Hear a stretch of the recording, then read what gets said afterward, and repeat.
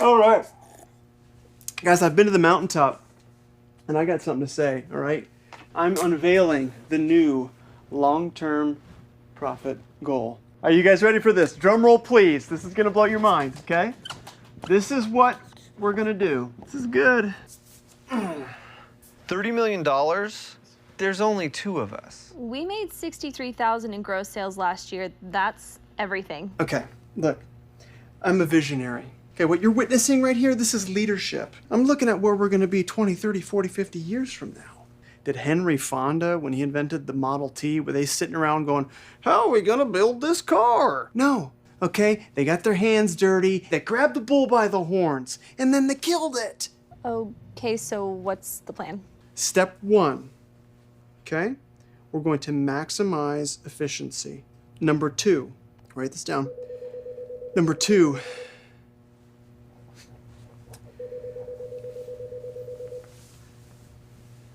Step 3, emulsification. Listen, if you guys follow those steps, we're going to hit our goal by the winter of 2032. Okay, what an incredible Christmas that'll be.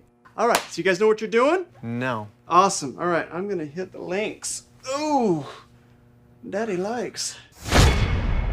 To run a successful company, you're ultimately going to need to be able to lead a group of people. And in order to lead a group of people, I would recommend that you have a weekly staff meeting where you hold people accountable, where you celebrate wins, where you discuss what needs to be discussed, where you update your team on what needs to happen this week. And again, kind of the order or the structure for this weekly staff meeting needs to be like this. Step 1, you go over the wins of the week. You always want to start off with the wins. Go over positive things that have occurred this week. And then item number 2, I recommend that you go over the follow-up on the numbers. You want to look at the numbers and make sure that the numbers aren't drifting, right? And then you want to have some training. Now, there's entire books written about this. There's a book called Traction, written by Gino Wickman. It's a great book called Traction. There's entire books written about how to lead a staff meeting, but the big 3 I would focus on is make sure you start off by going over the wins of the week. Then you go over the numbers, and then you provide some training. And so what I'm going to play for you now is an audio recording from our staff meeting this week, our weekly staff meeting. Every single week, we have a staff meeting at Elephant in the Room, a meeting with our managers. So the managers that manage the 3 physical stores that we have in Tulsa and then the 2 locations in Oklahoma City, there has to be a staff meeting every week. So you're going to hear audio from our staff meeting for Elephant in the Room Men's Grooming Lounge, and you might hear some distractions in the background because it's our actual staff meeting. And then the second audio clip you're going to hear is audio from our weekly all-staff meeting. So that's a meeting where there's nearly 100 people in that meeting. It's an all-staff. It's an opportunity for us to go over the updates of the week, to celebrate those wins of the week, to look at the numbers, and then to provide some additional training. And we do this every single week. Now, what you're not going to hear is you're not going to hear audio of the people that are running late to the meeting. You're not going to hear audio of the people that couldn't make the meeting. You're not going to hear audio of people that don't want to be at the meeting. And you're not going to hear audio of the daily huddles that we have. So we have a weekly staff meeting, but then we have huddles. And we have those huddles each and every day to make sure that things don't drift. And so without any further ado, this is not theoretically how to lead a staff meeting. This is me actually leading a staff meeting today. Okay, let's do it.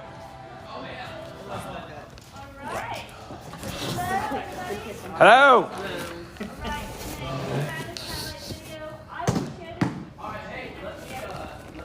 Okay. Yes. Is it working? Yes. Nice.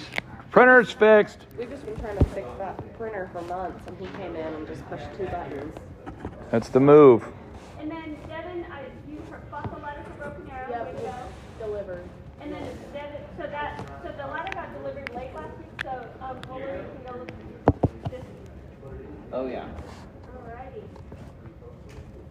Okay. And then we'll give away a cabinet at Dev's house. So, yes. How'd you guys do on getting reviews? We have a tracking sheet for now. Just pulled up for now. Can we look at that? If you scroll down, Manna, scroll down. It's on the agenda. The red letters right there. But shouldn't, okay, yeah. All right. How do you know if you got 9? 9? Outside you got 11. Great. Okay, awesome. Okay. And then, so we're giving away a cap. Is that this week? I need to get another enclosure from Randy. Okay. So I called him, so whenever he drops by one, we'll give one away.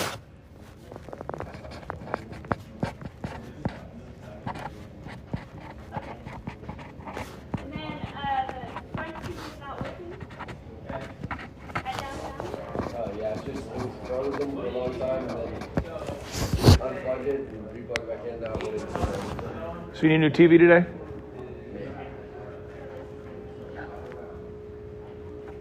Let's get that fixed.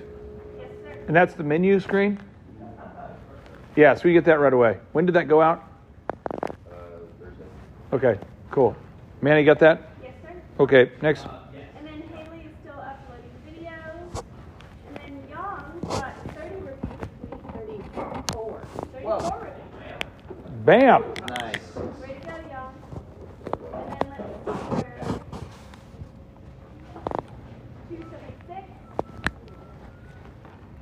And then Idea Galaxy is at 475. 475, baby. Good job, dude. You're added to. Yes.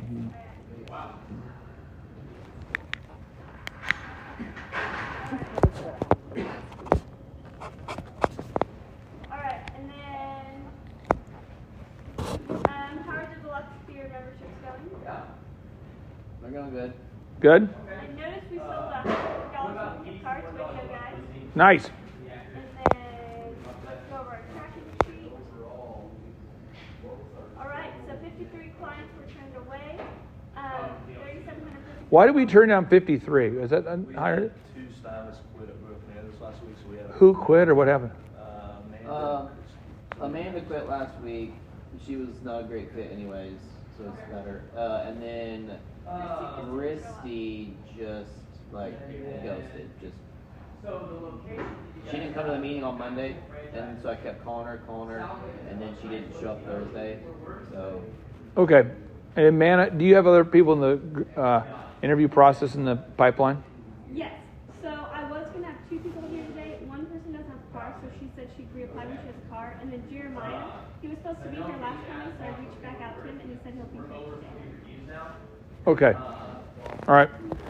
Yeah, that was just simply because we had full floods from other shops to cover those, so we didn't have much of it last week. Okay. So I've been posting the same ads on Indeed. Do you want me to switch it up and change the name to see if I get more applicants? Yeah, do whatever you need to do To get more applicants, yes. And then when somebody applies, what you want to do, man, is you want to call them the same day and don't make them wait for our Monday meeting to go do a demo cut. Or, Let them go in before the Monday meeting? yeah, like the same day. Okay. Like get a hold of them and get them in as soon as possible. The demos work better in the shop just because it's brighter. It's hard for them to see back here. Okay. And then And I'm not disagreeing with what Carly's saying. I'm just saying when someone fills out the form, get them in Yeah. right away.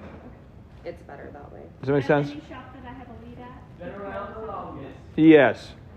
But it's just like, don't let there be a bureaucratic thing. If someone fills out the form on a Monday, be like, great, let's get you in today or tomorrow. When can we get you in? And just go with that velocity. Today or tomorrow? Yeah. All right. Cool? Cool. 3,753 calls were made. 88 calls were missed. We spent $483.20 on ads. 8 clicks. 53,904 impressions.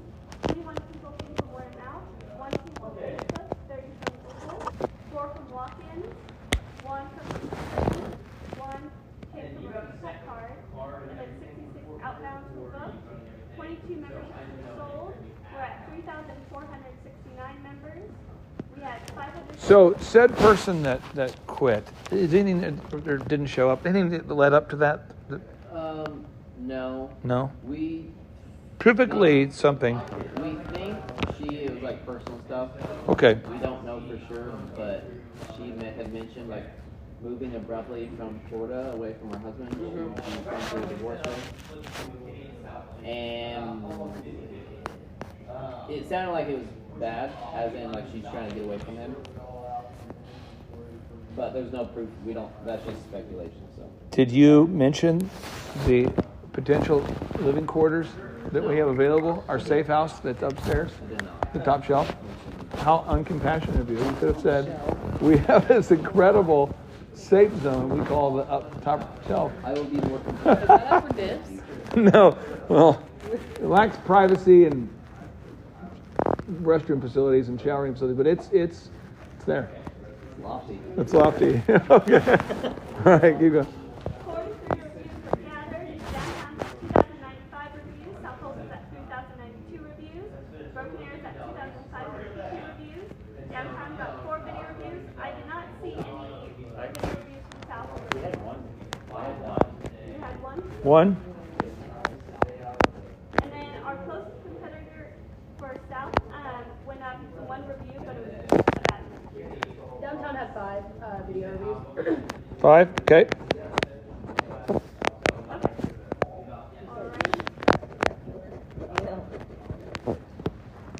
And then Burning Fire. Okay, who put this one up? Okay. What's the deal?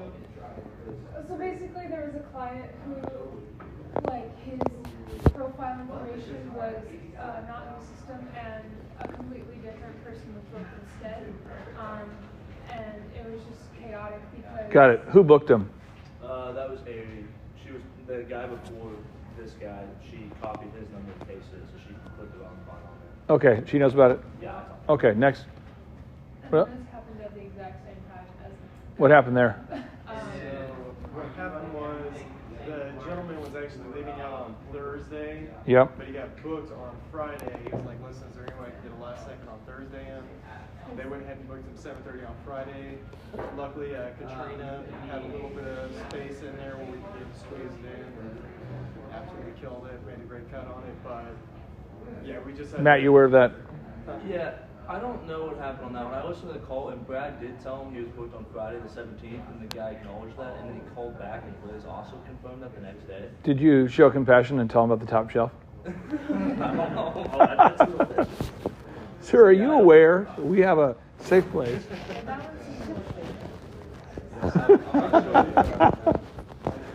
See how many times you can just weave that into your conversation. Speaking of the top shelf, I talked to you about the top shelf.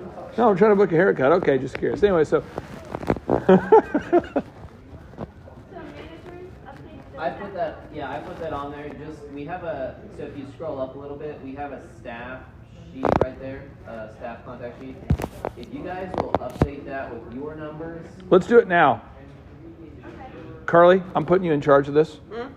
So let's harass everybody and get their phone numbers. So, Let's go. Here we go. What's Dylan's last name?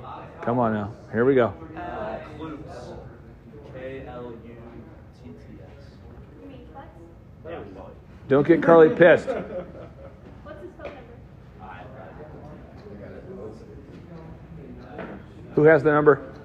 Young, you'll also need to be put on here, John or. Oh, he chicken scratched his on our contact list in the back, so we do have his number. We're gonna put it Young Chicken Scratch. And Manna, if you would like to change your last name down there, since that bothers you so bad.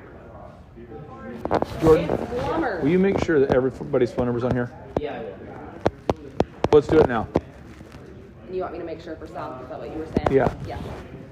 We're taking the next 5 minutes to get phone numbers. Okay? I'll come rejoin you guys in just a minute. Okay. Everyone's phone number on the master list. Let's do it. Phone number on the master list. He'll be at South. I think. No, the manager's down below. Yeah, scroll down a little bit. Young, what's your phone number? It's 918 557 7358. 7358.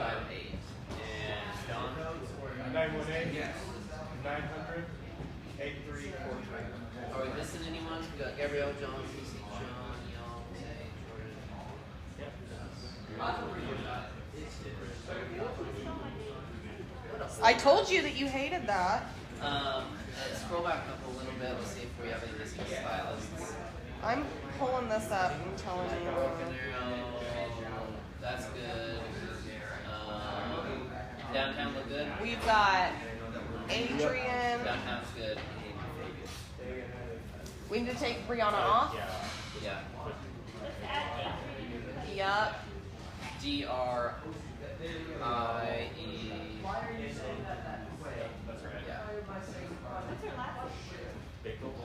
Yeah.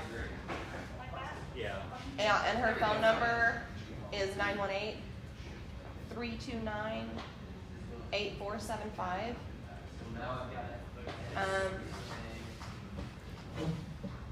that everyone? Why did we?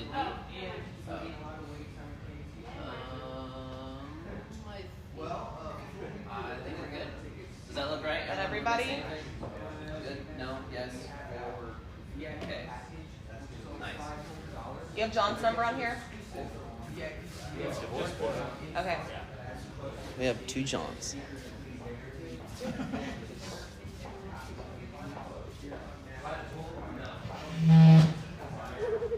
Twavis. Oh, I hate that. When someone spells my name wrong, I get pissed.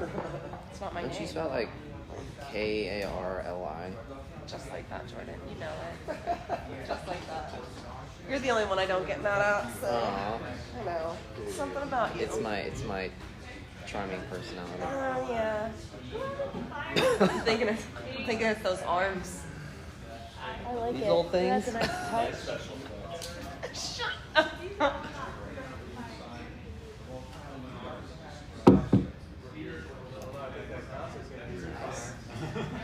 Oh, that's in 4 days. Are you ready for it? Are you?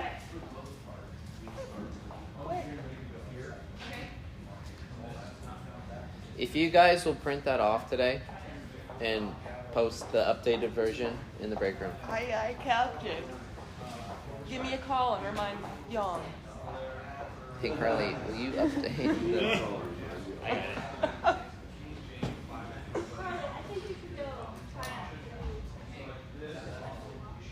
You Top know, shelf. don't threaten me with a good time. I'm gonna take a nap. Watch your head. You gotta watch your head. Oh yeah, I know. I didn't go all the way up there because I was like, oh, Knocked out. dodge inventing.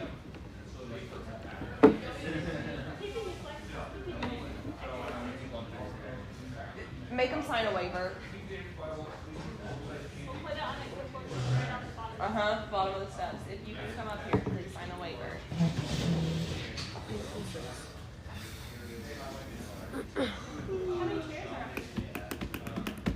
That I didn't do. Didn't count them. Shut up. 2 rows for sure. Maybe 3, I don't know. Is there 2 rows? Leg room. Plenty of leg room. There will be 1 row up there for the conference because any other rows they won't be able to see, like this conference. So yeah, we're gonna have 10 chairs up there and like a table with movie snacks. I'm in. See, I want to be up there. I know. Yeah. You got all the phone numbers? Yep. Okay. Next. Okay. What?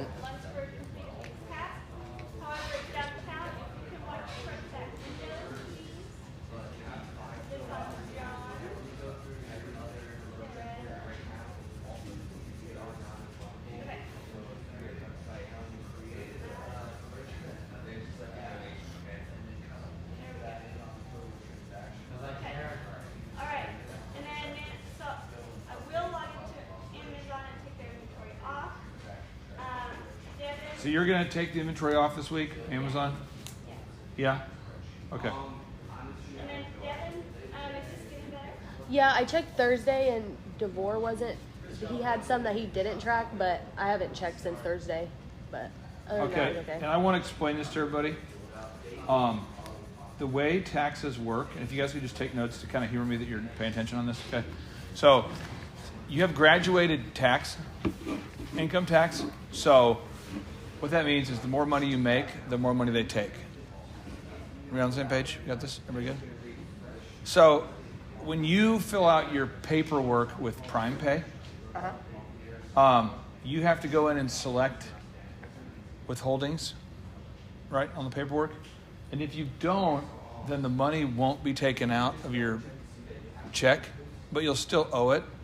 And I don't work for the IRS, and I'm not super interested in being the middleman to help you pay your taxes.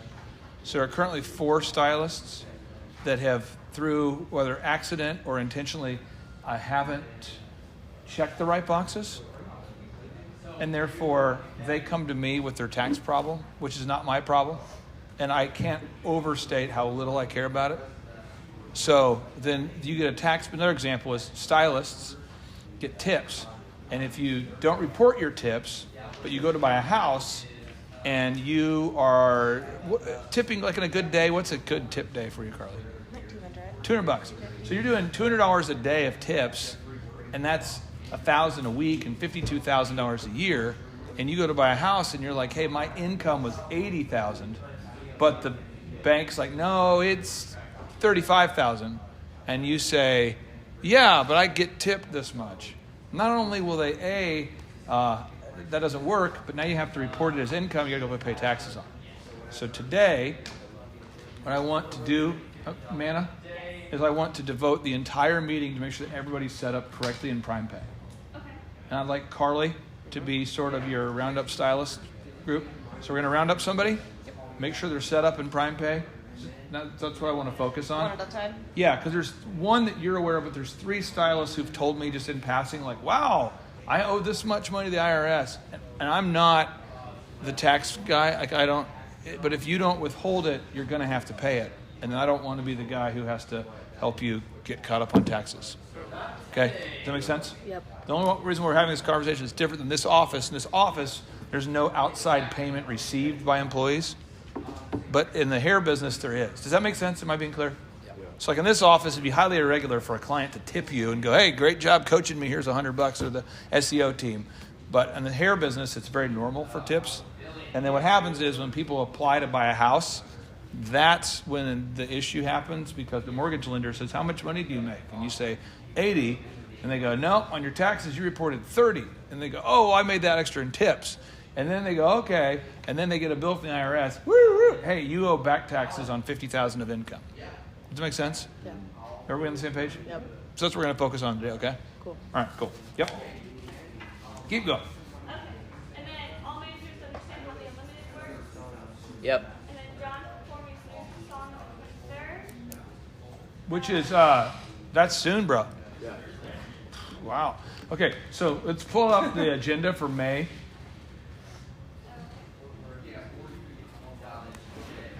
It should be, March 23rd. Yeah, there you go. All right.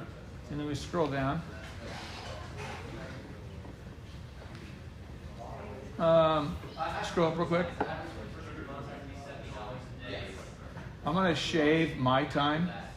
So put my time from 7:05 to 7:30. Can you change it real quick? 7:05?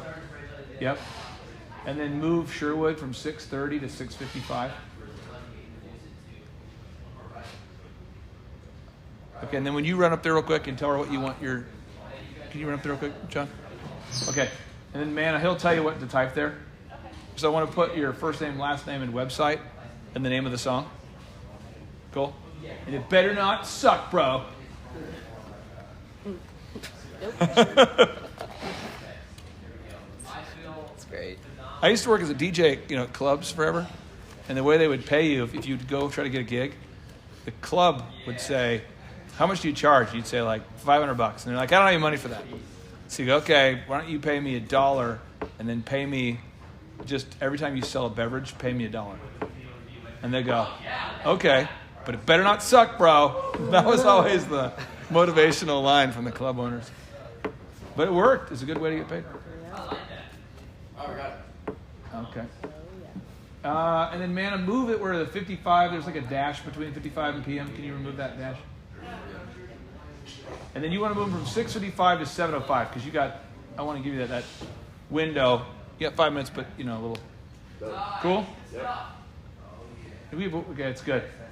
All right. All right. Okay.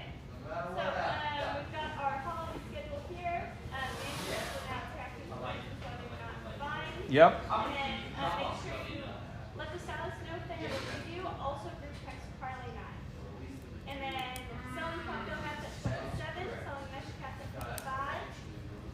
Offering the t-shirt book before asking them which membership they want. And then who did their Yeah, just real quick on the shirt thing, the idea is you're trying to let them know, like, hey, are you familiar with our membership model? They go, no.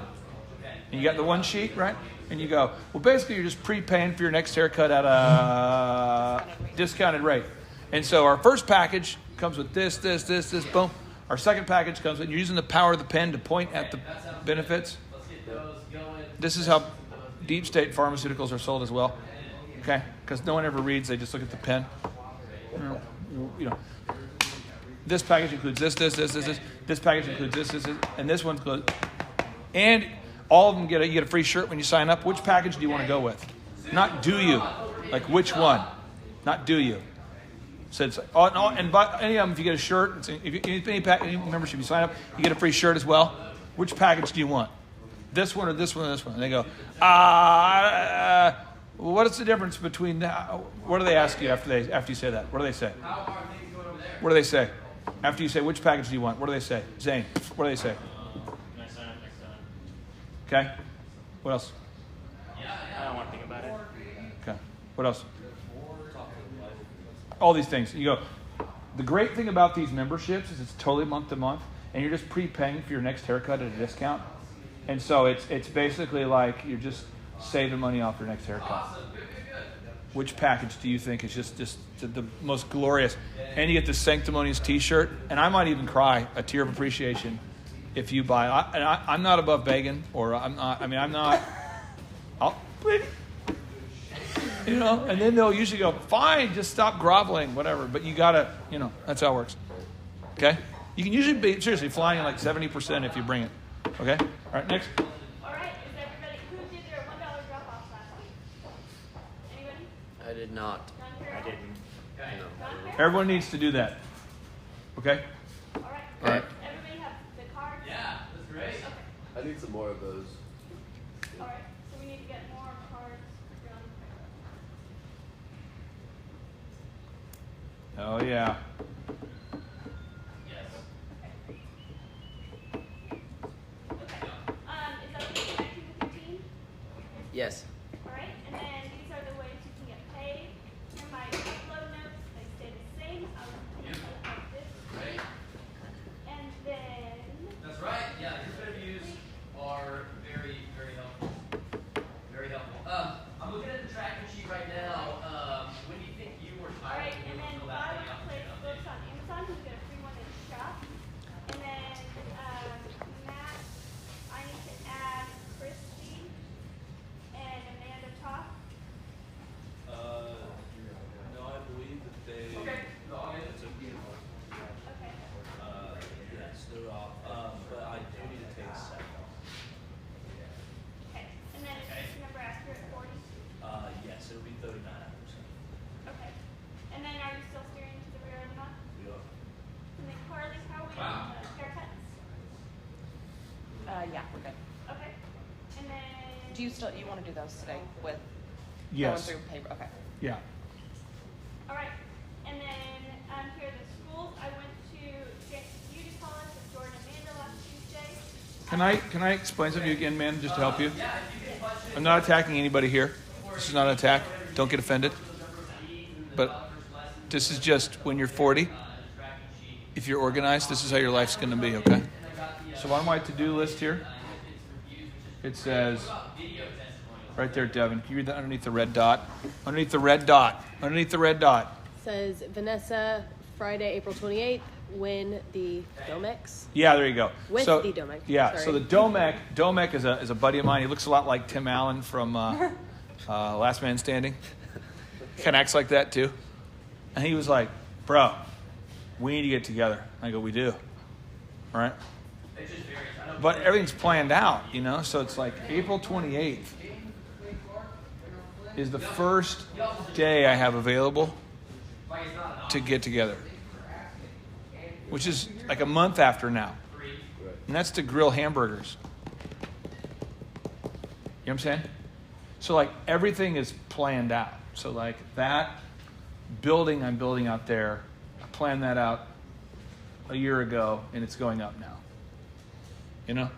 So if you want to be successful, you got to like design your life in terms of like decades or years. You think out, you know what I mean? So you're like, okay, I'm gonna automate my savings so that 5 years from now I can get this thing. Or I'm going to start trying to get a permit so that in a year from now I can pull a thing. Most people, and I'm not attacking you because you're not in this ilk, but I'm saying most people who are looking for a job as a stylist are usually thinking daily. Like, they're like, what am I going to do today? Like tonight. And if you were like, hey, what do you want to do tonight? They'll be like, let's do it tonight. Not judging, just a pattern. They're more like looking for something today. And they maybe think out a week ahead, but usually they think a day ahead. Does that make sense to you? Yeah. So it's like, you know, as a younger guy, I used to like to fight people a lot, you know.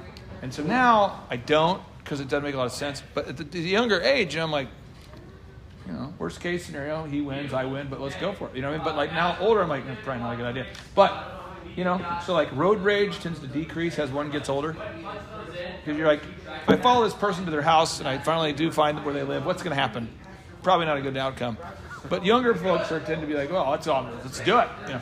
So I'm being serious. So with stylists, they're usually looking for a job right now because they just left their job right now. They're walking out of the job right now because they just got in an epic fight with their manager and said something they probably will regret now, but they just said it. You've been in the business for a long time, so you know what I'm talking about. And it's usually like, oh yeah, Carl, screw off, and they quit. And then they apply immediately. So you have to get a hold of them immediately and book them immediately because that's how their mind works. Does that make sense to you? And this would be true if we were like a restaurant. Most waiters will like go, hey, I'm here to apply for a job. And you go, hey, when do you want to start? And they're like, can I start now? I brought my clothes. And they're usually like showing up wanting to start. That's why if you see ads for, the main event, same day starting, it says, the signs will say same day hiring or same, because they don't think in terms of like weeks, quarters, months, years. They usually think in terms of like, if I can just make it till the end of the day, here we go. That's their mindset. So does that make sense to you? So when they apply, if they apply in the store or if they apply over the phone or they apply, their flow is right now. And you need to go, yes, you're a great fit. Let's bring you in today, right now, and let's, go. And that's going to be a better place. But if you're like, hey, next week, could we have you shadow? They're like, oh, it's so far in the distant future. I don't even know if I'll be alive then, bro. Serious. I'm serious. This is real. So you got to book it like that's how it is. That's why like at the casinos, the way they sell out their shows, I've talked to some of their managers, but most of their shows are like last minute tickets. So they're like, what do you guys want to do tonight? I hear Journey's in town. Journey? What's that? I think I know a couple of their songs. Let's go. Woo! You know what I mean? That's the mindset. It's like, I don't even know who Journey is really, but I heard they're in town. Crab legs, unlimited, let's go. That's the mindset. Does that make sense to you? Yes.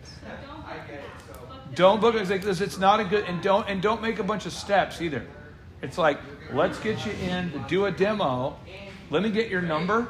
And if it goes well, let's plan on your start day being this day. Like skip all those steps. So, ready? I'm going to call you. You're a stylist. You ready? Yeah. Is this Manna? Yes, this is. It's great. I saw you were looking for a job. Is that right? Yes, I am. What has you out looking for a job? I just need to find a That's great. Okay, so we have two steps. Step one, we're going to have you come to the store and do a demo cut. Step two, you start or you don't start. So we'll have you do a demo cut. Are you licensed? Yes, I am. Okay, today's Monday. I'd like to do a demo cut today if we can. Okay. Would that work for you today, or what's the best time you can do it? Yeah, I can come in today. Can I come in at 3? Yeah, great. And then if it goes well, you want to start tomorrow? Well, I can start on Thursday. Great, awesome, let's do that. And then you just already figured it out. And then if you're there doing a demo and Carly's like, woo, this is crazy, not good, then but you've already dealt with when you're going to start, all that. Don't make a bunch of steps. So just get them in for now and get them in. Yeah. Yeah, but I mean, just skip all those steps so it doesn't become a bureaucracy. Wonderful. Got it. Yeah. I can do that. I know. Let me put it this way. I know people that graduated from Oral Roberts University with a degree in a subject that they aren't interested in, and I asked them, like, why did you get that degree? And they go, I couldn't figure out how to change my major. So they literally went to the guidance counselor and said, hey, I'd like to change from, like, history to multimedia. And the person says, well, you'll need to fill out this form. And they go, I can't figure out the form. And so they went ahead and graduated with that other degree and something they're never going to use just because they couldn't fill out the form. You get what I'm saying? This is humanity. It's wild. This is why people watch 18 consecutive Netflix videos, because it auto-cues the next one. And they're like, I couldn't stop it. Next thing you know, I watched every House of Cards. I was like, I don't even know what then Game of Thrones, and I was like, that's wow. So you have to get all of them, book it in fast. Okay, all right, next. All right, and then I bought. What did you do? Okay. I dropped it. Okay. Everybody's numbers are up to date. We did sales training this morning. We'll do it as well. Actually, Young, will you lead sales training while I do the updated with the seminars?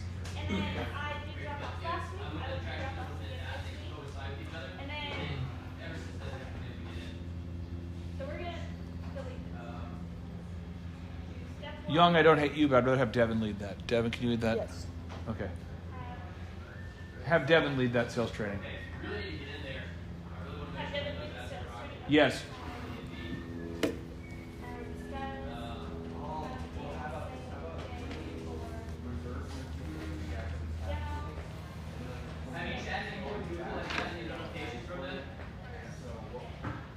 Okay. And then give them 2 weeks of training. Yes.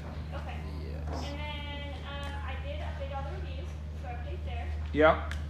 And then is everybody still hammering out their Facebook recommendations? Trying to. Getting more review reviews? Yep. And then enforcing the dress code? Yep. And then payroll is due next Monday by 8 a.m. Whoop, Not whoop. April 5, but 8 a.m. Yep. So you have payroll done. And then what is the item of the month? Shampoo. Shampoo goes on the hair. All right. Shampoo. Conditioner makes the hair silky and smooth. All right, that's it. Oh, really, Swan? Is that it? Yes. Who has not seen this movie? It's Mr. Deeds, isn't it? No. Billy No, Madison. it's Billy Madison. Can you pull it up, Billy Madison shampoo, please? I'm gonna go do that. Oh, flash. Yeah, go for it. Yeah. You knew it was an Adam Sandler movie. Yeah, it's a. Okay. Oh, yeah. Here we go. Coolant DeVries syndrome is extremely rare.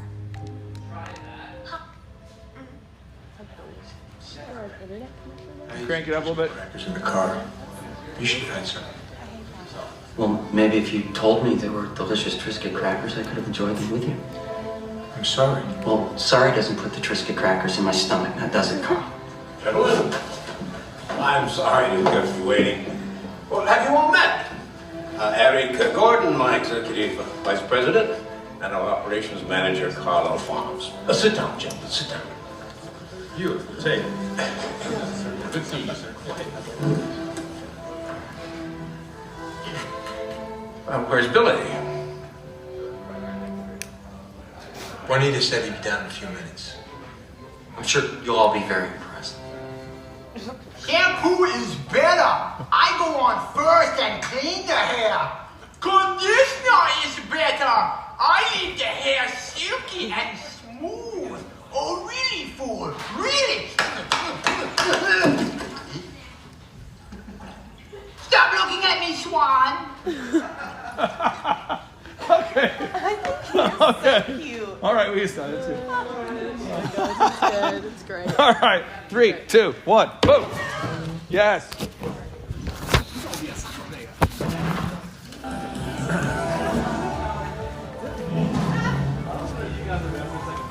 So fun. Schedule them day up.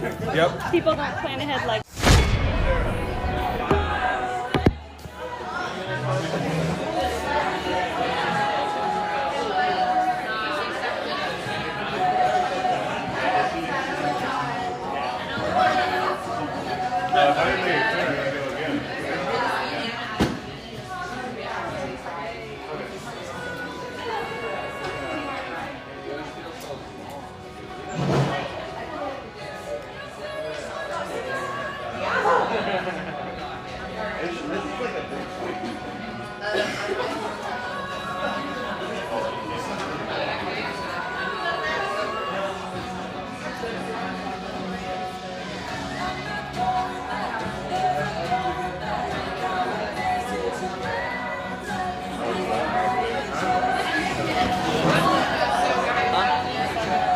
I don't know yet.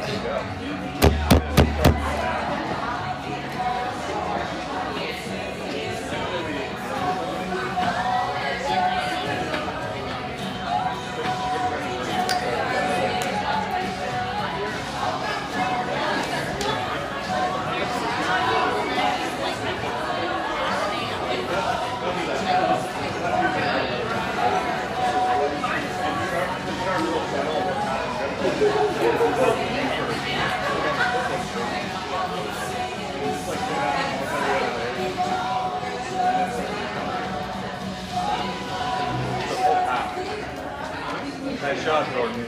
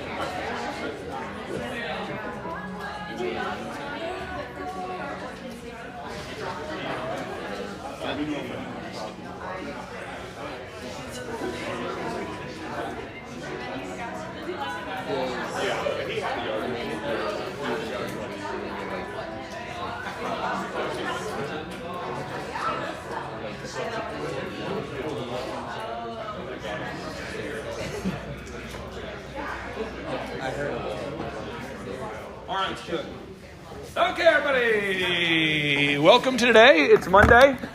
Any big wins of the week? Wins of the week? Yes. It is Carly's birthday today. Carly's birthday? That means isn't it where she rides the birthday bowl and then there's mariachis and the whole deal? No? Carly? You've been here a while. How long have you worked here? 6 years. We got to hire the mariachis. Okay, where's Manna? Mariachi Monday. Next Monday. It's Carly's 22nd birthday again. It's awesome. We're excited for her. Mariachis. Do you like breakfast burritos? I love breakfast burritos. Brahms? Yeah, that's great. So we're getting Brahms breakfast burritos for our Mariachi Monday. Yeah. It's going to happen. So we're going to call the mariachis, get the Brahms breakfast burritos, because that's what Carly loves, and then the Monday mariachis. Thank you. All right. So are you happy that people know it's your birthday, or is that not a win for you? I'm all right with that. Okay, it's a win for you, but not a win for you. Okay. Let's hear one more time for Carly. Good job. Okay, great job. Okay, other wins of the week. Wins? Win, there's got to be another win. Secret win, floating around. There's another win. I can feel it.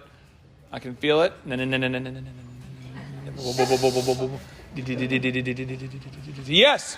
My husband started Spartan College on Monday and he starts flying. To be a pilot? Yep. Wow. Okay, yeah.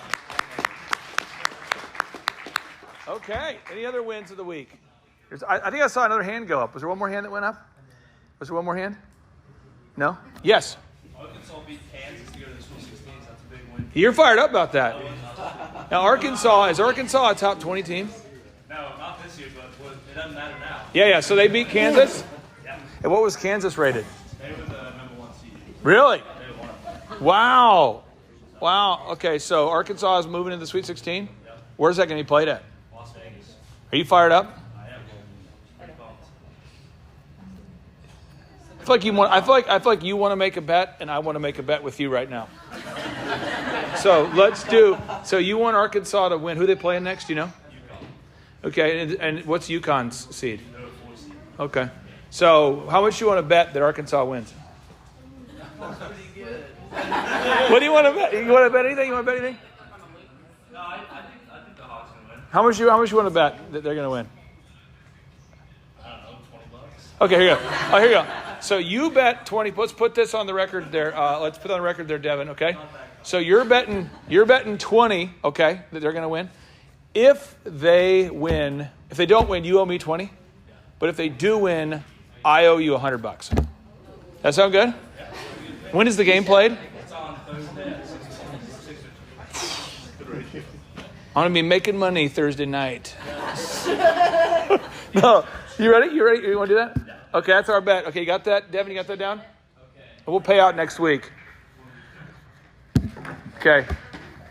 All right, you got that? You feel good about that? Okay, that's a win. That's a win. Other win? Other win? Any other wins? One more win? There's going to be one more win. One more. Is there a win over here? Kind of floating in this. Yeah, what? I finally did not get kicked out my bed last night from my 2-year-old. Oh, nice. There you go. That's great. All right. Shaka Baba. Okay, this week, Store Superstars, John F., what say you? I had Allison, so she had a flow saying that she doesn't have barely any clients, so she stayed really positive and still ended up with 100%. Staying positive. There we go, Allison. Woo! Jordan L. I got Crystal. She's super helpful, always taking cleanups, cleaning the shop, and she gave up a day off to help out Joel because he was sick. So she covered his clothes. All right. And Young, what do you got? Katrina did an amazing job with her clients and kept a very positive attitude even though she has some jobbers who did really poorly. And she did really well pitching the first selects and non-members. Okay, great job. Now, who got the biggest tip of the week? Biggest tip of the week. Biggest tip of the week. What'd you get? 50? 50? You got 50? Okay, who else got, anybody get more than 50? Really? It's kind of a low tipping week? Amanda, when's your birthday? Mine? Yeah. You should start using that move. Get bigger tips. We're getting close. You got a birthday coming up. Here we go. Or maybe you should have like fake an injury. You'll get more tips too. It happens. I'm serious. Some of you guys get injured. All of a sudden tips go up. It's your birthday. Okay, so you win. You win. All right, tip of the week. Great job. Okay. Any issues with the call center? Any call center issues? Issues with the call center? Anybody? Issues with the call center? Yes. Ooh. That's the gift that keeps giving right there. Matt, you got that? Yeah, I'll check that. Okay, what day was that? Saturday. Okay, Saturday. Shaka Baba. Yes. I'm not sure if there was one that was fixed, but we had a 30-minute appointment, and then right during the appointment, they had a brow wax on someone else. Yeah. At the same time. I did see that. Yeah.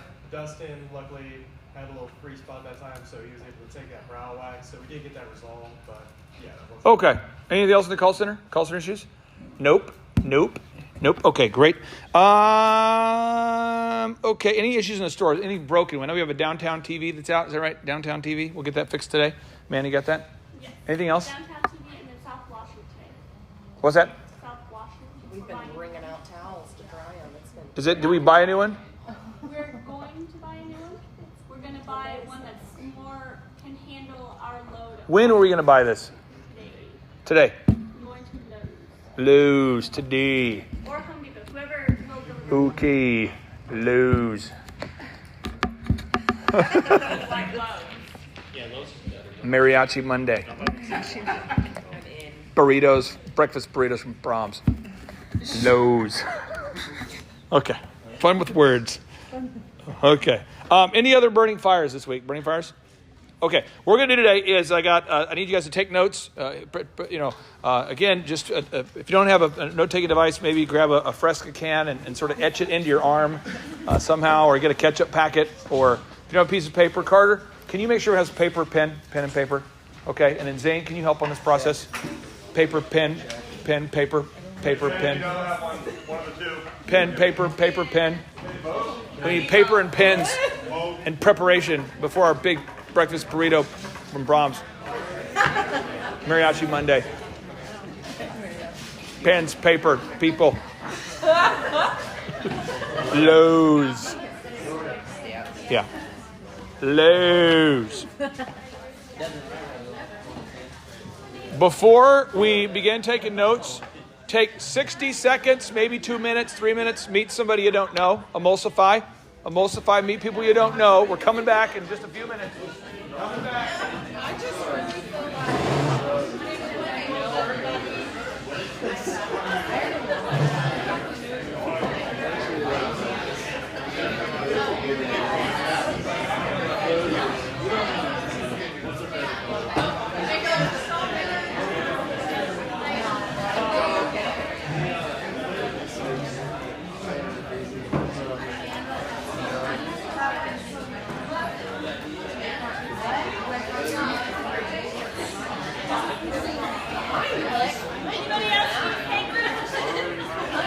Pen. You got pen?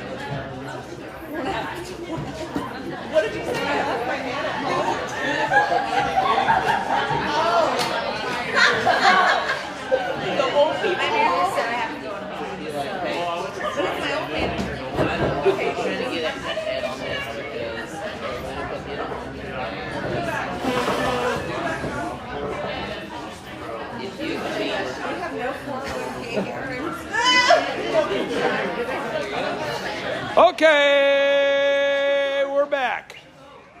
Okay, so what I need to have you guys go over today, just 3 things if you can jot down, is one is taxes. The word taxes. Second word is death. We won't focus on that too much today, but okay. All right, so first word is taxes. Second word is death. Taxes. Taxes. Taxes. Taxes. Taxes. Death. Third, the process of both. I'm not going to spend a whole lot of time walking you on how to die, but that'll happen. But there's taxes and death. They're going to happen. So on the taxes side, we have a graduated tax system in our country, which is not something that I approve of. I'm not excited about it. If it was up to me, it'd be a flat tax, but it's not up to me, so whatever. But so the more money you make, the more your taxes go up. And that's a conversation that you have to have with the IRS and not me. Okay? I'm like, I just have to make sure that you fill out the paperwork because you're an employee. But what happens is I've got 4 people in my life right now who didn't withhold their taxes, and now they have a big tax bill. And I'm not the middleman, and I can't overstate how little I care about your tax situation. I care more about the migration patterns of the squirrels out there than I care about your tax situation. So I'm taking this time to help you, but I don't care. And I don't want to in any way feel any kind of guilt or shame or burden to handle your taxes, nor do I want to feel any guilt or shame on feeding the squirrels. You know what I mean? So what happens, so with your taxes, we're going to make sure everything's set up properly. And that's what we're going to do today for Elephant in the Room, and then we'll do it for the office staff this week too. But you want to make sure that you set up, and when you set up your taxes, it's going to ask you, like, how much do you want to withhold? Okay? And it's going to ask you these certain questions. But just understand that the more money you make, the more your taxes go up. So if you used to make $30,000 and now you make $80,000, so Aaron, you're going to pay a lot of taxes. Yeah. And then what you'll do is you'll start off probably as a Democrat. And then as you start paying more taxes, you'll probably switch. You'll be like total sold out Republican by the end of the year. Because your taxes will go up. But you'll start, because I went to college, and you start off kind of trending Democrat or whatever, but then you're like, holy, I'm Republican. I don't even know what they stand for, but sign me up. Because the taxes are going to go up. Okay? So it's graduated tax. How many of you have experienced what graduated taxes does to your taxes? Have you experienced? Okay. So someone like Carly or someone like Jordan, you guys are faithful, kind, hardworking individuals. And you do a great job, and you couldn't do anything better as far as cutting hair. Great job, great job. Many of you do a great job. I'm just picking on you two because you guys have been here a while. You do a great job. So what happens is the more money you make, the more you get punished. Oh, that's exciting. Imagine you played basketball, and the best player, they're like, because he's good, like your son, I know what we'll do. We'll put ankle weights on him. That's what it's like, our tax system. So the more money the better you are at making money, the more taxes you'll pay as a percentage. So what will happen is usually by the end of the year, most of you who are coming from a job where you've made a certain amount, you'll find you'll make a lot more, Aaron, because Aaron, you're putting in the work, you know? So have you noticed this yet? Have you seen your taxes? Unfortunately. Yeah. Now, the reason why the government would like the taxes to be taken out without you knowing is most people don't look at it. So over time, you're like, holy, ugh. So that's why like a lot of pro athletes will move to Florida because there's no income tax in Florida. But there is massive income tax in California. So that's why you'll see players go, I'll play my last year in Florida because of the tax situation. Okay? So anyway, homework. So step 1, we need to make sure that we're set up properly with prime pay or paychecks or whatever it is to pay. You want to set that up so that you're mechanically set up properly. Okay? Then as far as death, I'm not going to talk about that, but it is going to happen. Taxes, we know it's going to happen. Okay? Okay. Now, the third is the process. We won't talk about the process of death, but it is going to happen. In the process of taxes, there is one move you can do to reduce your taxes should you want to. Now, if you want to pay the most taxes and go, I have contributed to pay 1/100% of what it takes to buy one missile, then that's great. If that's what you want to do is pay as much taxes as possible because you're like, I love roads and I want to pay as much as possible for these roads. Yes. If you love government spending and you want to spend more, this doesn't apply to you. But if you want to reduce your taxes, this is a move you can do. If you buy a house on the planet Earth in America, you should be able to pay less taxes because of the write-offs associated with the house. Who's experienced this? Okay, so if you rent, not so good. So the government's trying to encourage you to buy a house. So who has become a first-time homeowner in the past 5 years? First-time homeowner, 1, 2, 3, 4. Okay, so that is the only really viable strategy that I can give you to reduce your taxes. But if you're renting, you don't benefit from those tax write-offs. Does that make sense to you guys?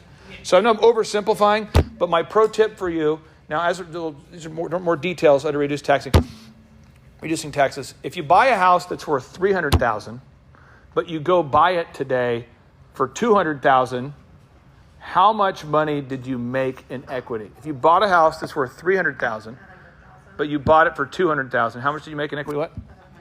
Boom. Does that make sense? Are we on the same page? Yeah. Now, why would anybody in their right mind sell a house they just bought for $300,000 for $200,000? Divorce. Boom. There it is. So a divorce is a great source. So if you know someone getting through a divorce, you might say, hey, I'll be praying for you and buying your house. I mean, do you want? I mean, you know. Anyway. So, okay. So emotional people tend to buy something at the peak of their emotion. They're like, "Woo, buy a new car," but then they sell it at the low. Does that make sense? Like, I bought a new car. Woo, I'm excited. Now they're depressed. I'm going to sell it, and so they lose money on both sides. Non-emotional people typically win because they buy low and sell high. Make sense? So my highest desire for you is for you to, not to owe back taxes, okay? Now, let's talk about stylists versus office employees. If you're a hairstylist and someone tips you an average, let's say you're making, my goal for you as a stylist should be able to make $100 a day of tips or more. Some of you make $200 a day, some make $150, but whatever you make. What will happen is when you go to buy a house, the mortgage lender will say, how much do you make? And if you've previously not been reporting your cash, and now you want to report your cash because you're trying to buy a house, they go, how much do you make? And if you said, well, I made 30, however, I got tipped 20 and I didn't report it. Or if you do side work, like a lot of people do side work, gig work, side hustles, maybe you're doing video projects on the side, you're doing a project on the side. If you don't report that income, maybe that seems exciting, although illegal, to not do that, then when you went to buy a property, then all of a sudden they want you to pay back taxes because they cannot get you a mortgage approved if your taxable income isn't high enough. Does that make sense? So, a book that is very helpful for everyone to read, I would highly recommend you read it. It's called Rich Dad, Poor Dad. It's written by Robert Kiyosaki. I read that book when I was 18, read it again when I was 19, read it again when I was 20. Didn't read it for a few years because I was doing what it said to do. And then I've interviewed him a few times or interviewed him on my show. And anyway, but the idea is you really, really want to reduce your taxable liability if you can. And the best way that I know to do that is to buy a house.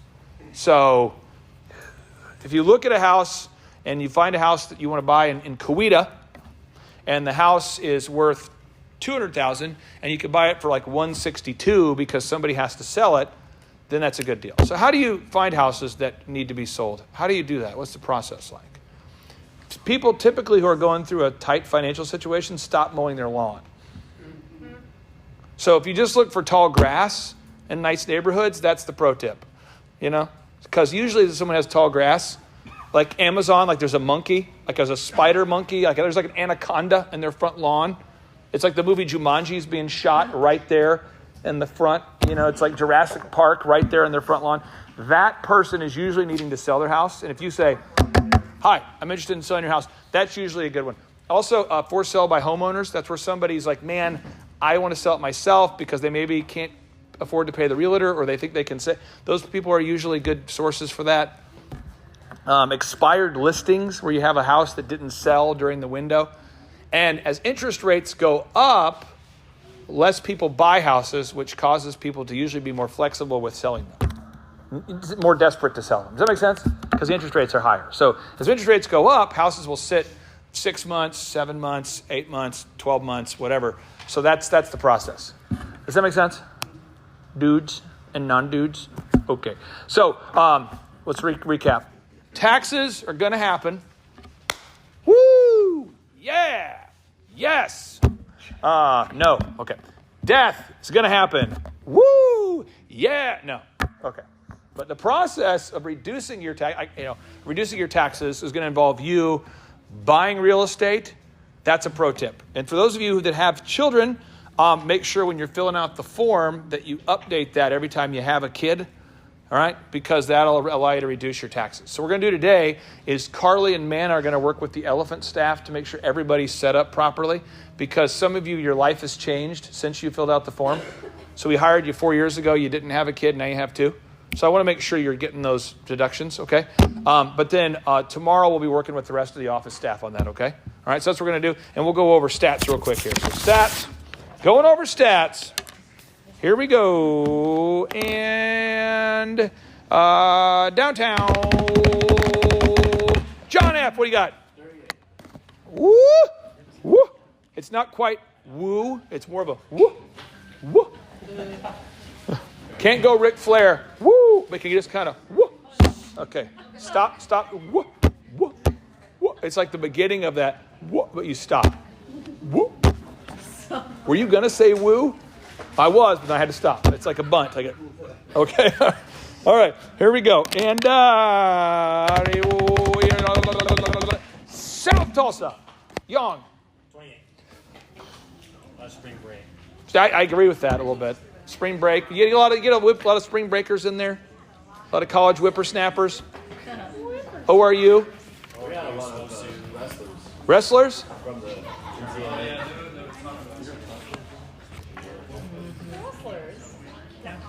Did you grapple with them? Did you try to pin them? Get a membership. Ha! Okay. All right. Next, Broken Arrow. Yes. Jordan. 45. That's better. That's a good job. But not a full woo. Not a woo, but more of a woo. Woo.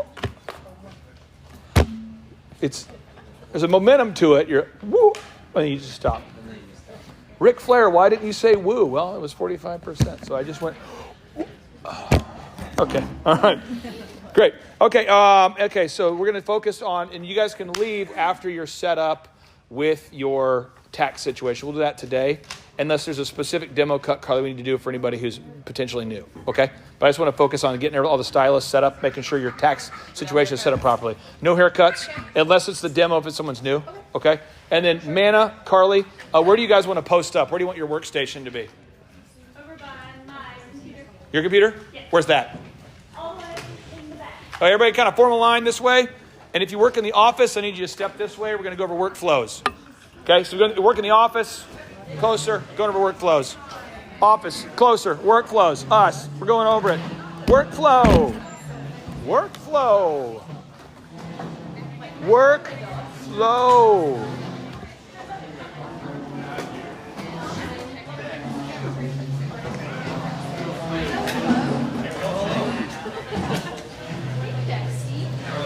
All right. Okay. So everybody in the office, scooting in closer, getting closer, closer. Office people, closer. Non-office people, not closer. Office people, closer. Non-office people, not closer. Office people, closer. Okay, so this is what's called a workflow. And a workflow is what makes a business work. And most business owners don't have a workflow. And so if you ever want to consult clients, you have to get a very firm grasp of how this workflow works, because that's how it works. Okay? So, box one, Carter, what does it say? Establish revenue goals. And? What are your yearly gross revenue goals, and what are your total weekly gross revenue goals? And most people have no idea about that ever, because most people don't think ever. They just sort of exist and make it week to week, day to day, lunch to lunch, meal to meal, hour to hour, never thinking. So when you sit down with a client and you're saying, hey, what are your revenue goals? Most of them have never had that thought, you know? So right now, as we're uploading videos, I have certain revenue goals specifically for the client and for Katie, Haley, and those of you who upload, I want you to be able to generate a certain amount of money, and I got to figure that out, and we're working through it, and it's kind of a little, when you're doing it and you're tracking it, it's a little bit frustrating for both parties, but then once you nail it down, you go, okay, we can do that, okay? So next is determine the break-even number. Why do you have to figure out the break-even number for every client? Why? Got to pay the bills. Caleb, why? Break-even number. Sarah, why? Because, I mean, you need to know where your numbers are at. Yeah, so for this conference we're going to have a conference on Thursday, or an event on Thursday, and it's going to be here, and we're going to have, how many people so far do we have tickets for? We have 370. 370, okay? So that's a lot of seats, okay? So where are we going to put them? I don't know. We'll figure it out, okay? But you have to know that, and then gross revenue. Do you have any idea how much gross revenue has been sold for that one? I want to say it was in the 20,000s, but I can double check. Yeah, but it's like very low. So the revenue is very low. And why is that important to know, James, Mr. Patriot? Well, you want to know if it's sustainable and if you could do it again and again and again. And it turns out it's not. So like the Reawaken events we do, they're not sustainable. They're not going to be profitable. They're never going to be profitable because how much do people want to pay for a ticket if they can? $5. Right. Or nothing. See, people on the phone are like, hey, can I get a ticket for $5? Like, my budget's tight because I just went to the wrestling event and dropped $200 a night on that. And then I went to Mahogany's and dropped $400. So I only have $5 left. Or bro, like Netflix, man, I pay for that. And I download a lot of songs on Apple. They're like $1 a piece, $1.29. And I, spent $40 last night at Outback. So can I get a ticket for $5? I mean, people will do that. And so the reason why I let people name their price to the Reawaken a Tour events is because I want to reach people. That's my sincere goal, but that doesn't mean I can avoid math. But that event we're going to do here, it's going to reach a lot of people, and it'll look good, it'll be good energy, and people will love it, but it's not profitable, nor is it financially sustainable, and I'm aware of that. Right? So that's how, you have to know that. That's why a lot of these Patriot people that do these conferences, they always call me and go, man, I did an event in Missouri and I lost 40 grand. How do you make any money? And I go, I don't. And they go, well, why do you do it? And I go, as I've been saying, trying to save America, that's the thing. But I do the math and I have to fund it through other things, okay? Now, the next box here is you have to define your value proposition. So you have to know who your top 3 competitors are. If you don't know who your top 3 competitors are, you're not going to be able to beat them. You have to know. Like, you can't not know. Which every single client we've ever worked with they don't know who their top 3 competitors are. I can think of like a handful of clients that have ever known who their top competitors are. Because usually they say weird stuff because they've watched too many Tony Robbins videos. Like, my only real competition is myself. Yeah, and the other restaurant down the street that's kicking your ass. Okay? Well, the only competition's myself. Yeah, and the other team who has a player who's 7'2" who just destroyed you. So you got to know your competitors, okay? Next is you have to figure out, you got to mystery shop these people. Like, go to their businesses, check them out, fill out the form, see what happens, So I had friends of mine who went to CPAC. Now, those of you who aren't super political, CPAC is like another conservative event. And they went there and I said, how was it? And they go, it was a really weird energy. And I said, what do you mean weird? They go, it's like a funeral kind of a vibe. And I go, are you saying that to me because you like me? And they go, no, it was really awkward. I go, why was it awkward? Like, it just felt like depressing. Like, people felt like there's no energy. And I'm going, okay, what else? And I asked other people, how was it? And they go, well, Trump's speech was awesome. What else? And I'm asking them, how was it? And they go, dude, I spent $1,000 on a ticket for that. How was it? I spent $4,000 on my booth. Really? How was it? And I'm asking questions because I want to mystery shop the Yes. Okay. Next. So improve your branding on a scale of 1. Haley, on a scale of 1 to 10.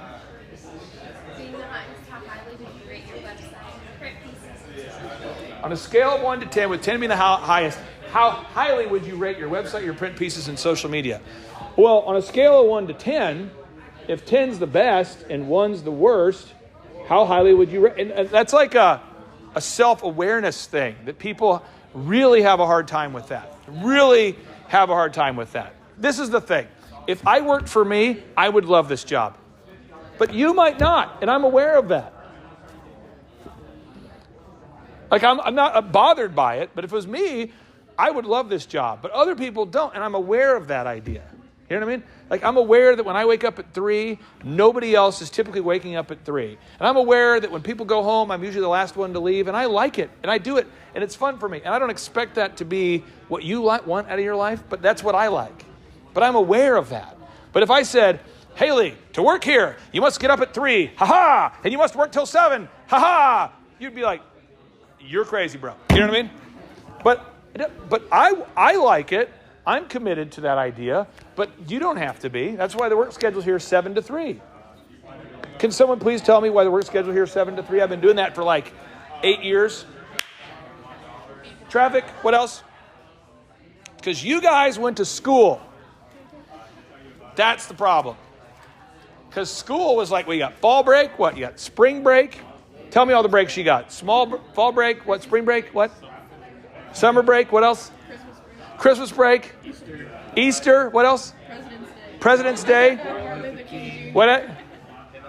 Me days, birthdays. I don't do any of that crap. And I think it's a waste of time. But people are like, I went to school, and school had fall break and spring break, and my birthday was a special time, and where are you from, the 1700s? What's your issue? Why don't you? I don't know. So 7 to 3 is my way to make it sustainable for you.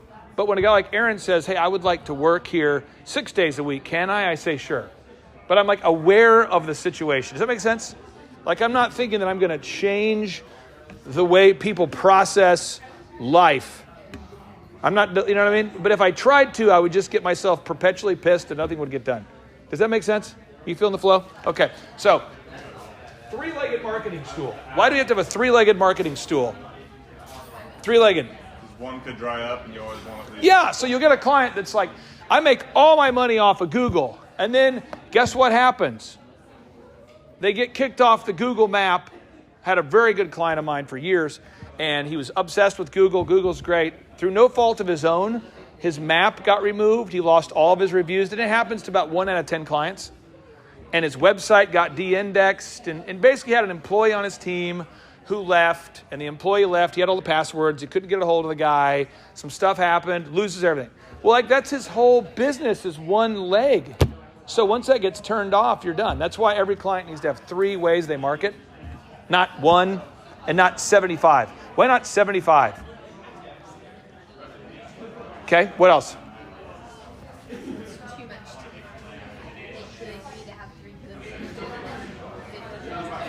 Well, you think about this too. You got to manage them all, making sure they're all working, tracking. Okay. All right. So next, sales conversion. Why do you have to have a script in place, Sarah?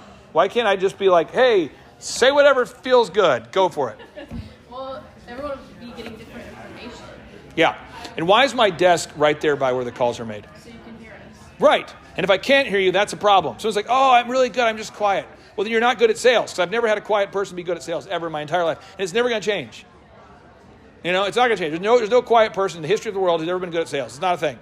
Okay? So they're like, well, I'm really good at sales. I'm just quiet. No, you're not, and you're delusional. Okay? That's like, I'm really good at sprinting. I just am slower. I'm a really good painter. It's just, I call it modern art because I can't paint actual things. You know what I mean? It's like, I use auto-tune primarily. You know? Okay, sure. So, you're either good or you're not, okay? You got to have call recording. Okay, the next is one sheets. Why do you have to have a one sheet, a sales presentation that explains everything in one sheet? Katie, what do you think? It's quick, it's easy, humans can understand it. That's why we have a flyer for every event, okay? Next, pre-written emails, lead trackers, boom. Okay, we move on to the next box here. Management.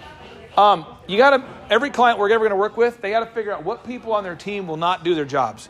There are certain people on the planet Earth that want to come to a job and not do their job, and I don't understand this, but there's a certain group, and I don't know what that is. I don't get it, but it's a thing. I once had a job, and at the job, I had an employee pull me aside day 3, day 4, and he says, hey, one way you can fake your call times is to call other extensions, and it's set up so no one knows that you're doing it. So that's what I like to do. I'm like, oh yeah. So he's like, what I'll do is I'll call, and then I'll call other extensions so it gets a call time, because that's the key to promotion here. And that there's endless ways for people to, I know people in IT who create emergencies so they can fix them.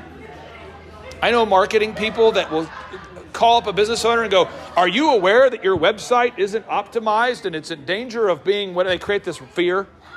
I know insurance people that freak people out all day to create risk and fear and all that.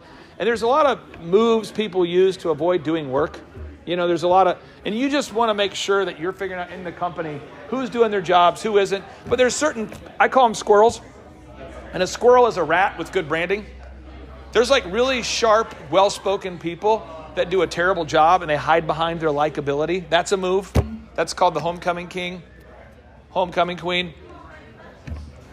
Yeah, you know what I mean? It's like where somebody's maybe not good at anything, but they're likable and therefore they win. I'm sure you've never seen this, okay? Or they're like somehow related to the owner. There's a lot of that. Like the son of the owner somehow keeps getting promoted, but he is a complete jackass. I'm sure you've never seen these things, okay? In small business, it happens all the time. Okay, so then here, a sustainable, repetitive weekly schedule. Every client we work with has to do a weekly group interview, and they have to do a daily huddle with their team. The reason why Andrew does a huddle with you guys is you guys do a phenomenal job, but there's always like one problem per day that needs to be fixed. So like that light that kept going out that says now or never, how ironic is it that a sign that says now or never took a week to get fixed? Okay, these are things, so I want to fix it today because today is, who knows, the apocalypse could be tomorrow. I mean, the Euphrates is drying up. It could happen, So it's really important that you huddle with the team every day, and owners don't want to huddle with their team. And can you explain to me, Sarah, why do you think a business owner we work with wouldn't want to huddle with their team? Well, he doesn't want to hurt any feelings. He doesn't want them to know something's wrong. Yeah, people avoid confrontation. So you want to, this is a big, and you're trying to, if you coach clients, these are things they'll do. Like I don't do a weekly. I don't want to do a daily huddle. I want to do a monthly. Can I do a month? Who's ever had a job where they give you a quarterly evaluation? Have you ever had that, a quarterly evaluation? How's that going?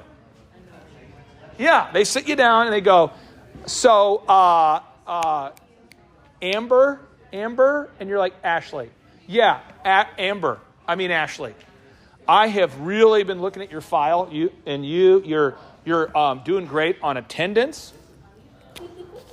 And, but really, I think it's communication, really, synergy. We got to work on that a little bit. Synergy, communicating in a way that's more synergistic. And so I'm going to give you a B+ for this quarter. Now, here are 17 books I recommend. I haven't read them, but I recommend them. And if you'll read them, then we'll maybe revisit. Isn't that how it goes? Yeah. Awkward as hell. Last time you had, was it a dude or a female doing the quarterly? Honestly, I can't remember because they all said the same thing. They didn't want to be there. I didn't right. want to be there, and we weren't working. Right. They didn't care what was going on. That's why I don't do quarterly evaluations. I give you a daily. Like if I got a problem, I'll tell you. Usually I'll walk by the desk. I'll say, Matt, great job on that call if I hear it. You know what I mean? But I'm not going to give you BS feedback, or I'll go, D, great job on that print piece if it's real. Aaron, way to go upload, or I'll say, hey, great job, Katie, on that upload. But I'm not going to give you like just irrational quarterly meetings based upon some jackassery. And again, that's school talking, okay? All right, next. You got to make sure that you have a human resources system where you clearly know who your A players, B players, and C players are. And you need to know if you are an A player, a B player, or a C player. You need to know that. So let me just walk you through what A players are, Bs, and Cs. An A player gets to work before they're supposed to be there and gets everything done before they go home. That's what an A player is. At the end of the day, they get there early. I'm not talking about getting up here at 3 a.m. I'm just saying, but the person who gets here 10 minutes before their shift and then gets everything done, that's an A player. A B player is always a little bit late, therefore they're always a little bit rushed, therefore they're always cutting a little bit of corners. And then a C player doesn't do their job at all, and they somehow just, by the grace of God, have a job. And then when the markets get tight, whenever there's an economic tight, they all lose their jobs. And they're like shocked. I can't believe it. What happened? You're like, well, you were the worst, and you knew you were the worst. I know this because I know you, Carl. Ah, you're right. I was the worst. That's what C players do. C players, to keep getting unemployment, you have to apply for jobs. So C players just apply for jobs just to keep getting unemployment. This is the strategy. C players are the kind of people that forget things all the time and always have a great story as to why they forgot. These are C players. This is what they do. C players. Okay. All right. So that's why we always have to do a weekly interview process to always bring in new talent. And then accounting, this is the stuff people don't want to do. I like accounting. I don't understand why people don't like it, but it's where you have to have a relationship with the numbers. So how many tickets did you sell on Sunday, James? I sold 22. Okay, 22. I'm just being real. Not trying to be judgmental. But we've got about 60 days until 55 days, I think, until the event we're doing in May. And we need to sell about 1,000 tickets, I think, ish. Am I accurate there? Yeah. So if we take 50, we take 1,000 divided by 50. What's that number, James? 50. 50. We have 1,000 tickets to sell divided by 50. How many tickets per day? And hey, listen. I'm not judging you. I know that you went to school, and that's the problem. Okay, because school they only talk about what doesn't matter. It's okay. You're okay. How many you have to sell a day, Sarah? You have 1,000 tickets to sell. You got 50 days. I'm not attacking anybody. You went to too much school. If you hadn't gone to school, you would know this. But you didn't. You did go to school, and that's the problem. Because at school, I don't know what the hell they talk about for 18 consecutive years, but it's certainly in math. It's 20. Right. So at our current pace, if you sell 20 every day, just you, then we'll get there.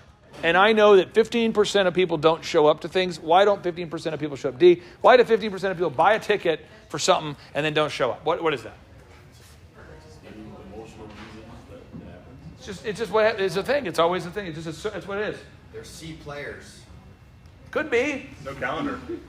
It could be a lot. It could be a lot. I know that for me, I don't like going to things. So a lot of times people buy me a ticket to a thing and I don't go because I don't want to go to the thing.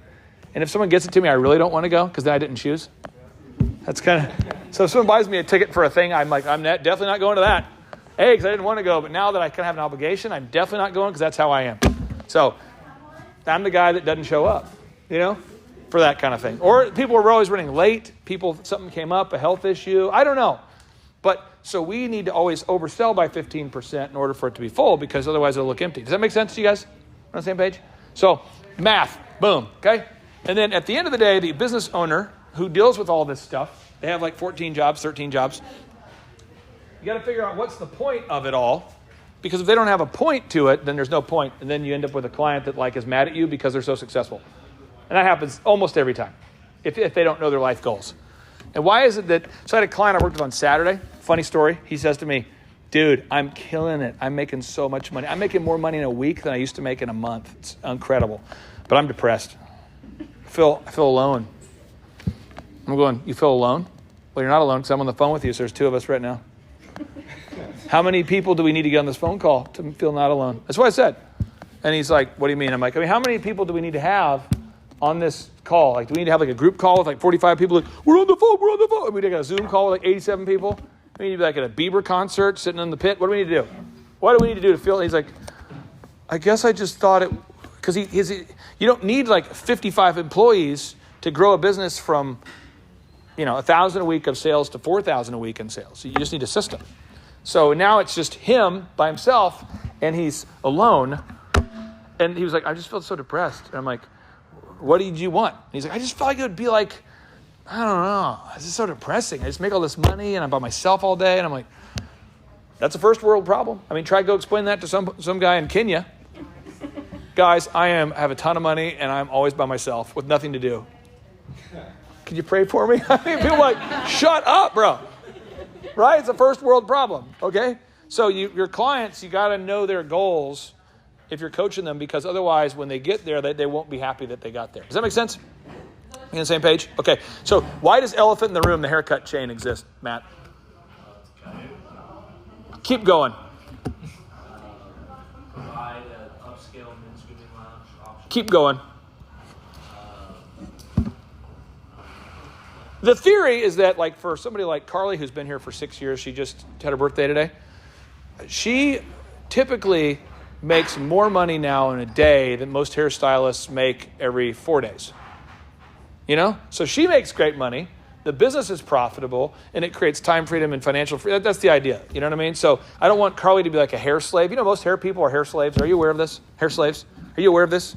Who's ever worked in the hair industry? Are you aware of hair slaves? It's a thing. This is how it goes, okay? It's like women's hair, it's even worse, though. But it's like, hey, Pamela, okay, she'll call you, because if you cut hair, you're cutting the hair of a woman named Pamela, okay? And you're cutting hair for some woman named Madison, because everyone's name is Madison right now. Okay, so we say, and Madison's like, hey, I can't come in today to get my hair cut.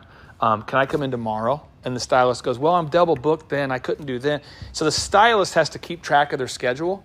And if the stylist goes on vacation ever, then all the hair people are like, well, I'll have to get you when you get back. So if they leave for 7 days, they come back and have 14 days of haircuts to do in 7 days because they're a hair slave, because all the scheduling goes through them. Then they have to market all the time. They have to run around going, if you want a haircut, let me know. I'm here for you. They have to do booth rent. They have to answer the phone in the store. So when the phone rings in the store while they're cutting hair, they have to answer the phone and cut hair. Have you seen this phenomenon? So it's designed to be the 3 wins, okay? The 3 Ps, okay? It should be profitable, all right? The business should be profitable. The people that work there should like it, right? And then it should provide a product that the customers like. That's the 3 Ps. Theoretically, it should create a product that customers love. Woohoo! That employees, they make good pay, right? And it makes a profit for the owner. That's the theory of it all. So that's how that works, okay? That's workflow. That's page 5. That's what we do with clients, okay? And then homework today as we get going here. Sarah, you're going to help finish selling out the Tulsa event, getting all the details wrapped up for the office today, so it's sharp. And then for those of you who are going to be at this event on Thursday, tomorrow I want all the chairs to be set up. I want everything to be working before we leave tomorrow. So that way Wednesday and Thursday we're good leading into the event, okay? All right, so 3, 2, 1, boom. I'm here with Thrive15.com, and we just want to welcome you to Thrive Nation. My name's Clay Clark, and I'm looking to hire great people like you. I grew up poor, became unpoor at a very young age, and I built many successful companies. I've built DJConnection.com. I've built EpicPhotos.com. I've built ElephantInTheRoom.com. I've helped to scale OxyFresh.com. I've helped to scale TipTopCanine.com. I've built MakeYourLifeEpic.com. I've built the Thrive Time Show podcast. I've written 20 books. But the point is, I'm looking to hire great people like you. And you might say, well, what's it like to work in your office environment? That's a great question. My name is D. Tucker, and I've known Clay for going on about 5 years now. I'm the lead designer here at Thrive, and working with Clay is an anomaly. If Thrive is a set of principles, watching Clay is like watching the standard. It can be an amazing experience just being around him. So what you're going to see now is some testimonials from longtime employees or employees we've had over the years who share what it's like to work in the environment, because I would hate for you to invest your time in coming to a job interview to work for a company that you don't want to work at. My name is Victoria Woods, and I've been working with Clay for about 2 years. Working with Clay has definitely been an experience. You learn something new every single day. You're always moving forward. Since working with Clay, I have learned so many different things, not only in terms of business knowledge, but in my personal life as well. Honestly, it would be really hard to go in and list the different things that I've learned, but I do feel that I'm at a place now where I could go anywhere if I chose to and be really successful thanks to the things that I've learned from working with Clay. Basically, what I do as a business consultant at this particular company, Make Your Life Epic, is I help grow businesses. So we business owners reach out to us at thrivetimeshow.com. They find us through our podcast, or they find us as a referral from friends and family. And I sit down with business owners and I help them to scale their company.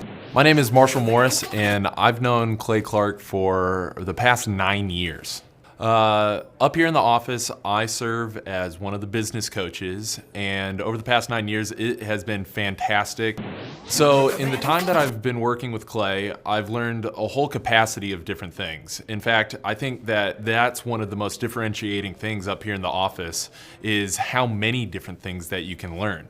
I've learned search engine optimization, sales skills. Clay is one of the best sales trainers in the world.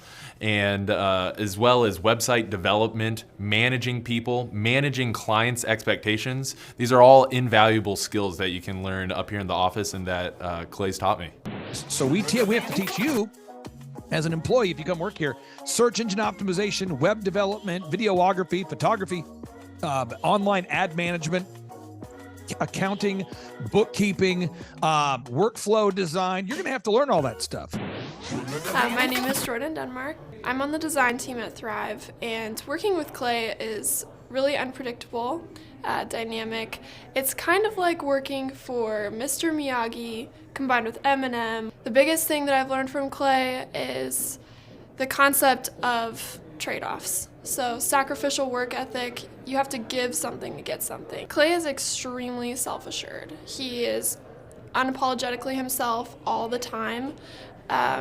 He's hilarious. So without any further ado, here are some longtime employees sharing what it's like to work with me. And again, I've been doing this since 2005, so I know what I'm doing. I just need great people like you to work with me so that we can help our clients have massive growth. So I am the call center manager for Elephant in the Room, which Clay co-owns and coaches on a weekly basis. Clay has been awesome. I would say he is my GOAT, my greatest of all time. He's been a really solid mentor. I've learned a lot of information about how to be a better leader in a very short amount of time. Since working with Clay, I have definitely learned a lot about how to be a better leader, how to be a more solid manager, how to motivate my team, empower my team, how to hold my team accountable, and also how to help them bring that enthusiasm that makes our work culture so awesome. And basically what it's like to work with Clay is it's hard at times, but also extremely rewarding. You learn something new every single day. Through the process of the 8 months that I've worked here, I've learned more than I did when I was in college for business. So you learn a lot, and you learn not just about business, but also life experience as well. So it can go in two different ways, and it's fantastic. I would describe Clay's personality as somewhat eccentric. He is very determined, he's consistent, he's hilarious, he's extremely hardworking, and he just loves to get things done. He's a grinder, and he really loves to see progress and success in his employees and in his clients. My name is Paul Matherin, and I've known Clay for about a year, specifically since February 2016. My role with the company is that of a business coach. And getting to work closely with Clay, it's a great learning experience at all times because he's like an interactive book, just an infinite source of knowledge. Working with Clay has inspired me to do many things business-wise and in my personal life. One of the greatest things that I've gained from Clay is to wake up earlier every day. So I wake up 2 hours earlier every day, and it's gifted me over a month of my life of 24-hour days over the course of a year. And in that time, I've managed to be very productive in reading books and getting action items done for clients and just generally improving my quality of life. If you don't know Clay, I would describe him to you in very few words. He loves life, he loves energy, he loves passion, he loves positivity, and he loves winning. Most importantly, Clay knows what he wants. My role at the company is in sales and scheduling. Since I've been working with Clay, I've really learned that the only limitations that I have are the ones that I put on myself. I would describe Clay's personality as a giraffe. He's a big picture thinker and a big thinker. So if he asks you a question, he usually has this very specific reason why, and you just might not know what that is for a while until it applies to you. The teammates and employees that work with Clay are people who have vision, drive, ambition, and they know where they're going. They know their goals, so that's been really amazing. Clay's passion for helping business owners is really like tunnel vision. In a good way, though. He is so determined to help his clients win. I would characterize Clay's management style as a strong leader. He really wants you to go as far as you want to go, and he's gonna help you get there. The kind of people that would not like working with Clay would be anyone who lacks ambition or is unwilling to change or grow. The advice that I would give to someone that's going to meet Clay for the first time would be come hungry, bring your A game, and be intentional about your questions and your time with him. So now you've heard about what we do from our employees, but now let's hear from our customers so they can share with you how we help them to grow their companies. And that's why we're looking to hire great people like you so we can help them grow their companies. So now without any further ado, here are client testimonials of how we've helped them to grow their businesses dramatically. Hi, I'm Dr. Mark Moore. I'm a pediatric dentist. Through our new digital marketing plan, we have seen a marked increase in the number of new patients that we're seeing every month, year over year. One month, for example, we went from 110 new patients the previous year to over 180 new patients in the same month. And overall, our average is running about 40 to 42% increase month over month, year over year. The group of people required to implement our new digital marketing plan is immense, starting with a business coach, videographers, photographers, web designers. Back when I graduated dental school in 1985, nobody advertised. The only marketing that was ethically allowed in everybody's eyes was mouth-to-mouth marketing. By choosing to use the services, you're choosing to use a proven turnkey marketing and coaching system that will grow your practice and get you the results that you are looking for. I went to the University of Oklahoma College of Dentistry, graduated in 1983, and then I did my pediatric dental residency at Baylor College of Dentistry from 1983 to 1985. I established my practice here in Tulsa in 1985. One of the things that I hear in my world a lot as a business consultant from business owners is they will tell me, Clay, I want you to help me, but my industry is different. And so on today's show, I'm going to introduce you to a wonderful client who's a pediatric dentist. And I also am going to introduce you to a wonderful client who's a real estate agent. And I'm also going to introduce you to a wonderful client who does mortgages, and a wonderful client who's a family doctor, and a wonderful client who trains dogs, and a wonderful client who runs the UPS stores for all of Canada. Then I'll introduce you to a wonderful client who has a massive real estate empire, real estate franchise empire. Then I'm going to introduce you to a wonderful client that sells new homes. Then I'm going to introduce you to a wonderful client who sells insurance, and then a wonderful client who runs a church, and a wonderful client who wonderful client who sells insurance. I think I mentioned that. A wonderful client that has a research lab. And at the end of the day, you'll discover that if you will follow the proven systems that I will teach you at our in-person workshops or through our one-on-one coaching program, it's like bumper bowling for business. It's like if you're tired of throwing gutter balls and you want to have success, this system will absolutely change your life. It's a step-by-step system. It's a linear workflow.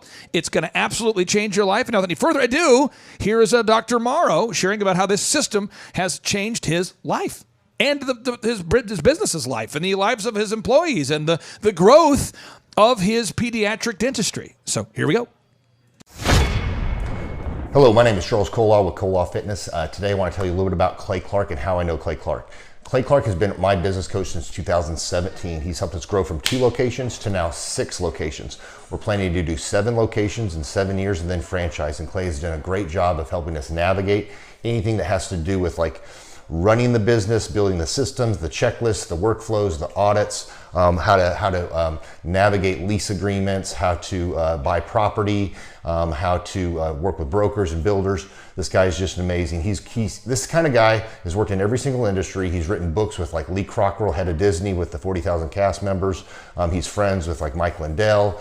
He does Reawaken America tours where he does these tours all across the country where 10,000 or more people show up to some of these tours. On the day-to-day, he does anywhere from about 160 companies. He's at the top.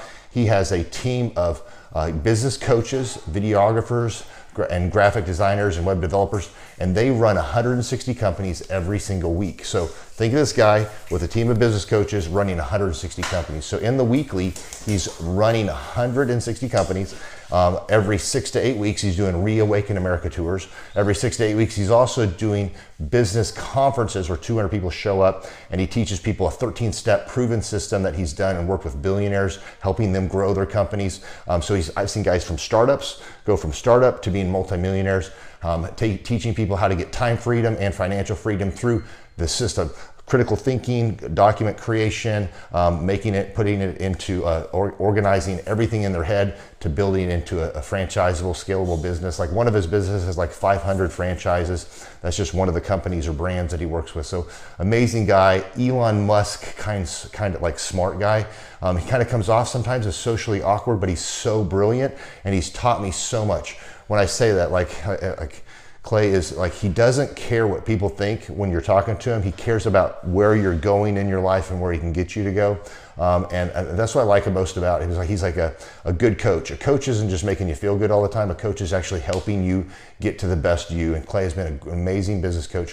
Through the course of that, we became friends. I was really most impressed with him is when I was shadowing him one time. We went into a business deal and listened to it. I got to shadow and listen to it. And when we walked out, I knew that he could make millions on the deal. And they were super excited about working with him. And he told me, he's like, I'm not going to touch it. I'm going to turn it down because he knew it was going to harm the common good of people in the long run. And the guy's integrity just really wowed me. It brought tears to my eyes to see that this guy, his highest desire was to do what's right. And anyways, just an amazing man. So anyways, impacted me a lot. He's helped navigate anytime I've got nervous or worried about how to run the company or, navigating competition and an economy that's like, I remember we got closed down for 3 months. He helped us navigate on how to stay open, how to get back open, how to just survive through all the COVID shutdowns, lockdowns, because our clubs were all closed for 3 months and you have $350,000 of bills you got to pay, and we have no accounts receivable. He helped us navigate that, and of course we were conservative enough that we could afford to take that on for a period of time. But it was anyways, great man. I'm very impressed with him. So Clay, thank you for everything you're doing, and I encourage you, if you haven't ever worked with Clay, work with Clay. He's going to help magnify you, and there's nobody I have ever met that has the ability to work as hard as he does. He probably sleeps 4, maybe 6 hours a day, and literally the rest of the time he's working, and he can outwork everybody in the room every single day, and he loves it. So anyways, this is Charles Kola with Kola Fitness. Thank you, Clay, and anybody out there that's wanting to work with Clay, it's a great opportunity to ever work with him. So you guys have a blessed one. This is Charles Kola. We'll see you guys. Bye-bye. Hi, I'm Aaron Antis with Shaw Homes. I first heard about Clay through a mortgage lender here in town who had told me what a great job he had been doing for them, and I actually noticed he was driving a Lamborghini all of a sudden, so I was willing to listen. In my career, I've sold a little over $800 million in real estate. So honestly, I thought I kind of knew everything about marketing and homes.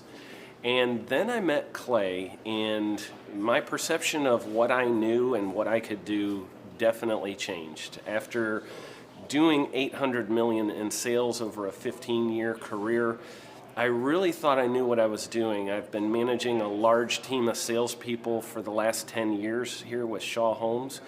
And I mean, we've been a company that's been in business for 35 years. We've become one of the largest builders in the Tulsa area, and that was without Clay. So when I came to know Clay, I really thought, man, there's not much more I need to know, but I'm willing to listen.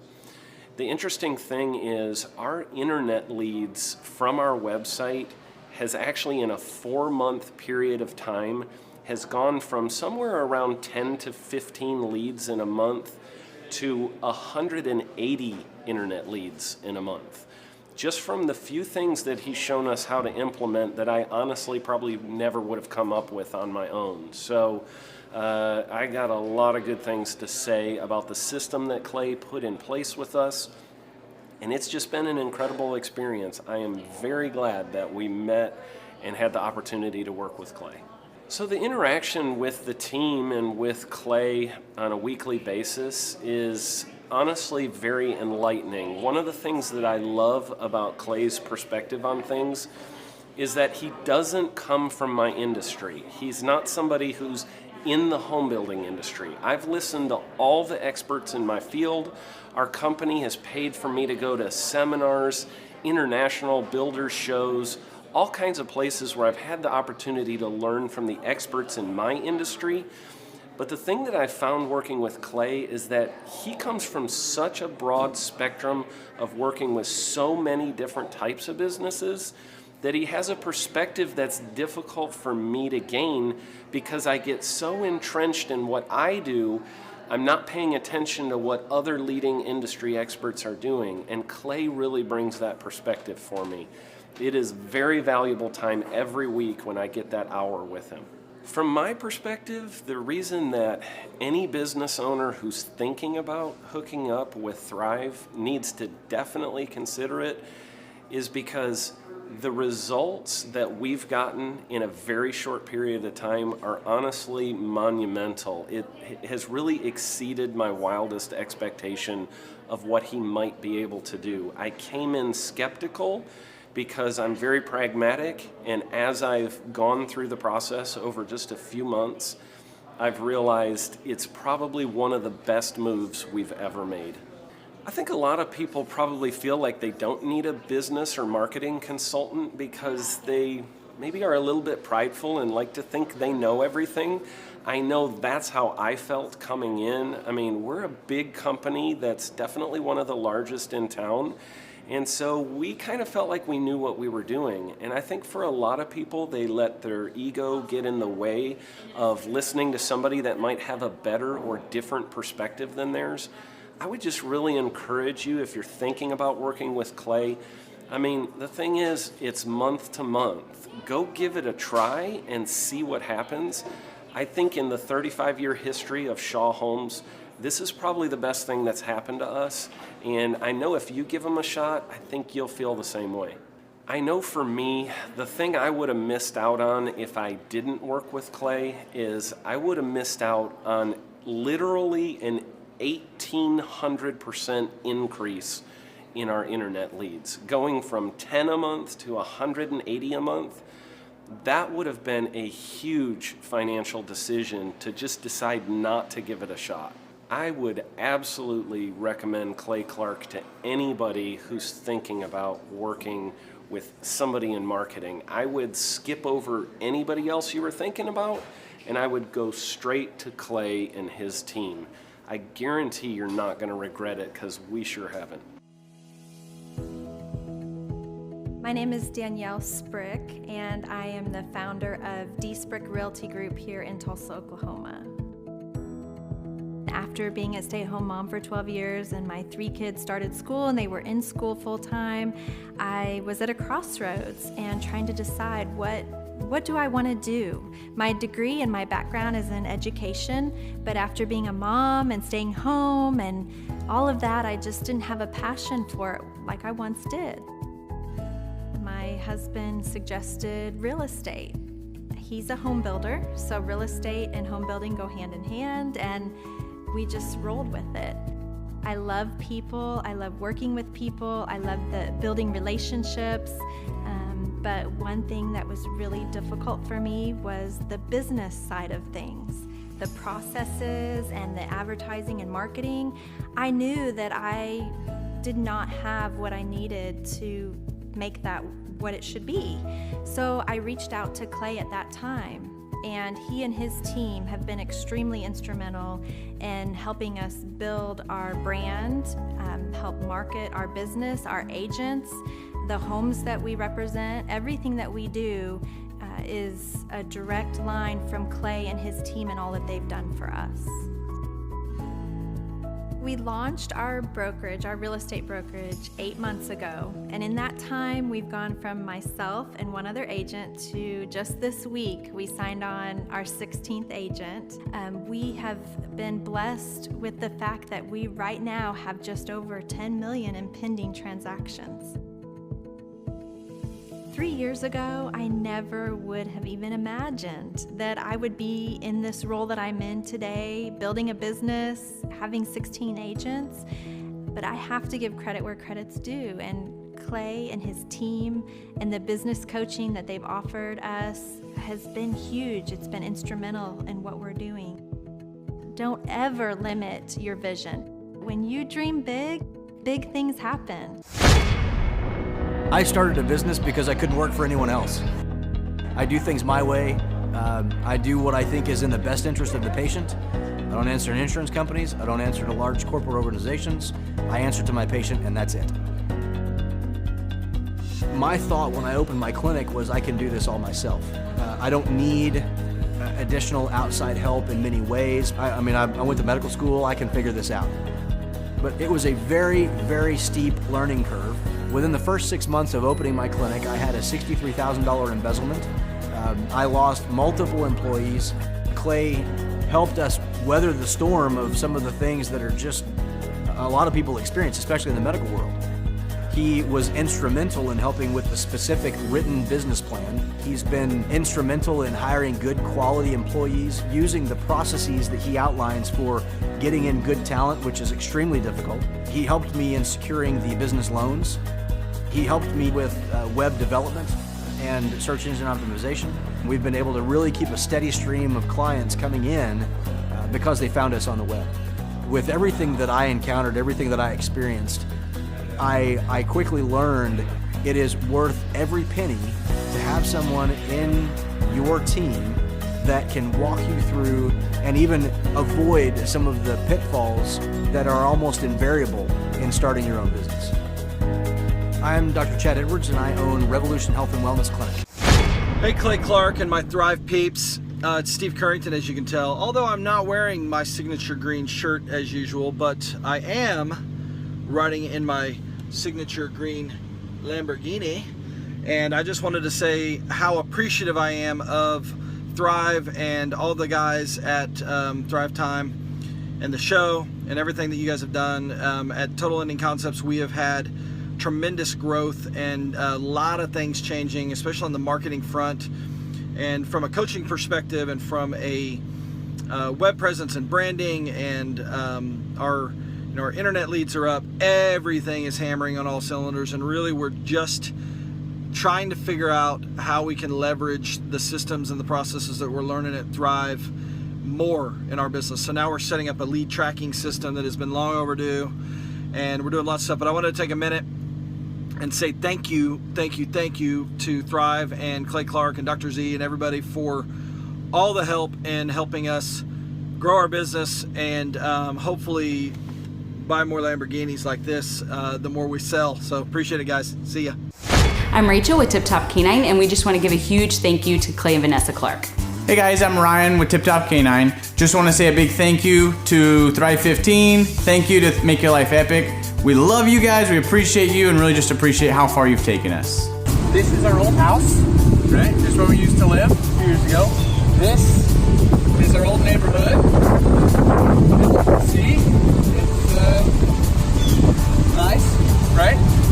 So this is my old van and our old school marketing, and this is our old team. And by team, I mean it's me and another guy. This is our new house with our new neighborhood. This is our new van with our new marketing, and this is our new team. We went from 4 to 14, and I took this beautiful photo. We worked with several different business coaches in the past, and they were all about helping Ryan sell better and just teaching sales, which is awesome, but Ryan is a really great salesman. So we didn't need that. We needed somebody to help us get everything that was in his head out into systems, into manuals and scripts, and actually build a team. So now that we have systems in place, we've gone from 1 to 10 locations in only a year. In October 2016, we grossed 13 grand for the whole month. Right now it's 2018, the month of October. It's only the 22nd. We've already grossed a little over 50 grand for the whole month, and we still have time to go. We're just thankful for you, thankful for Thrive and your mentorship, and we're really thankful that you guys have helped us to grow a business that we run now instead of the business running us. Just thank you times 1,000. So we really just want to thank you, Clay, and thank you, Vanessa, for everything you've done, everything you've helped us with. We love you guys. Bird, they said it couldn't be done. They said you couldn't fill up the BOK Center. They said it wasn't possible. But yet if you look, it appears to be full. Oh, we're making America boom again. Very full. Very full. Lots of marketing, courtesy of John Kelly and Devin and Darlin and this mind and this hat. So There it is, FD Oilers, sold out, baby.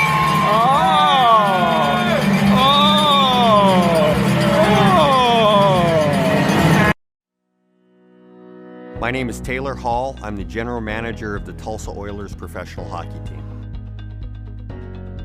You know, our goal every night here at the BOK Center is to try to fill the seats with lots of people and create an exciting environment so when somebody comes to a game, they want to come back. Working with Clay and the staff at Thrive, they've really helped us in many, many ways. Website and graphic design and video production and a lot of things that go along. And a lot of businesses, including ours, doesn't have a staff for a full-time videographer or graphic designer. But the biggest thing that we noticed was the needle mover. More sales, more attendance, more successes in business. We had a record year last season working with Clay for the first time. Our average attendance is higher than it's ever been. So there was a lot of really cool things that we did, and they worked. That's the nice thing about working with Clay and the team over there. It's just not one person, you get the entire team. If you need video design and editing and production, they've got that. If you need graphic design, if you need some coaching, your salespeople and call scripts, PR, they offer all that. Clay was instrumental in helping guiding us and getting us on the right track so that we could really raise the bar and become ultra successful. So it's been an amazing experience for us. My name is Nick Smith and I'm an agency owner with Farmers Insurance. I grew up in a middle-class family all the way up until I was about 13, and then my dad lost his job, and then all of a sudden he was gone and I was being raised by my mom by herself. She was probably making 20 grand a year. In order for me to have a car, I had to pay for the car. I had to pay for the gas. I had to do everything on my own. So the independent thinking had to come early and if I wanted to do anything. A couple of years ago, man, I was stuck in a rut. I really honestly was, and I couldn't see it. Not because I was doing it wrong, it's because I didn't know any better. Rates were not good. Selling was difficult. Staffing was just unbelievably difficult to keep good staff in here. I was having a ton of turnover. And I was about ready to hang it up and sell out. I was just done. And that's about when I got introduced to the concept of the Wheel of Wealth and Thrive. Some of the specific things I've learned about running my business is systems and being organized. Before, I think I just kind of shot from the hip a lot of times. But man, since I started this whole journey, and I've developed systems for each of the employees, but not just the employees, but for the position. So the fear of wondering when I'm gone, wondering if things are being done, I don't have to worry quite as much. Business-wise, finally got over the hump and we're actually growing again, whereas before we were just declining. And now we're back up and we're back over what we were a couple of years ago now. The training's ongoing, even to from where I'm at now. I still feel like I need to get further. The training itself is just, it'll rock your world. It really will change the way you think and look at business. So all those things just kind of culminated into this big, successful business that I feel like I have now. All that stuff has just been life-altering.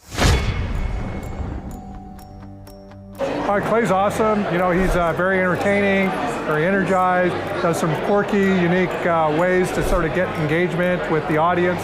So really pleased to have Clay do our keynote today. Well, I think it was being willing to take some risks on stage, taking some risks relative to how to set the audience up. I think that kind of created this sort of what's going to happen next. And so just that risk-taking sort of created a unique tension that I think ultimately resulted in a great experience. Well, I think Clay would be an awesome presenter for a number of reasons. One, I think the material that he delivers is spot on, but he also can deliver some additional products and services to the organization, even beyond just the things that he does on stage. My name is David Drucker. I'm the president for UPS Stores Canada, also a member of the AFA board in an honorary position, so kind of a crossover with both sides. I thought it was great. I thought Clay did a wonderful job. I think anytime you're able to get a diverse group together to start finding the commonalities, you're starting to pull the threads together that are going to make something for the future. And I think that was the objective for today, and I think Clay was really able to pull that out. I thought Clay was really good at shifting speeds. He was fast when he needed to be fast, detailed when he needed to be detailed, was able to read the room every so often if we started drifting off too far to the left or too far to the right. He was right there to rudder us back on course. So, I mean, really, I don't think we could have chosen a better guy for the day to lead us. My impression of Clay was his energy, and just like the energy that he had on stage, and how passionate he is about his message. And I really felt like I could connect with that because it was very genuine and believable and sincere. And I really appreciate the sincerity of it all.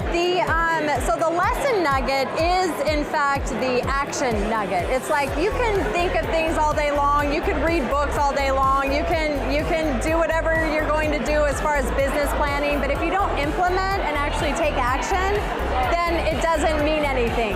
It is all about taking the steps and standing up and going forward and engaging in an action activity.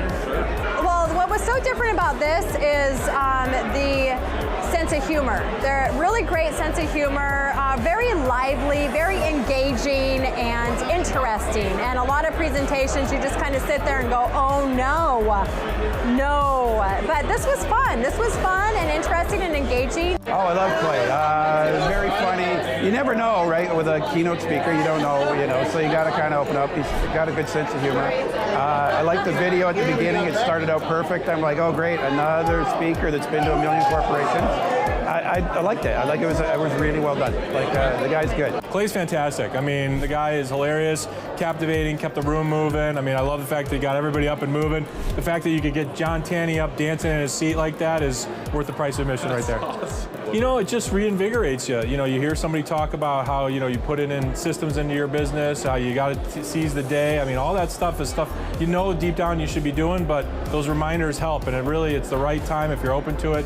I mean, that's what it's all about. Because I'm a product of the 90s, I liked his, Notorious B.I.G. rap a little bit, but I get it, man. He's exactly right. I got a ton of buddies that are sitting around playing PlayStation every day, and they're not studying success, and I think that's the thing. Because to me, the one thing I really take away from that conversation is poverty is our baseline. Everybody knows poverty. You don't need to teach poverty. You need to teach success. And the fact that he said that was like music playing.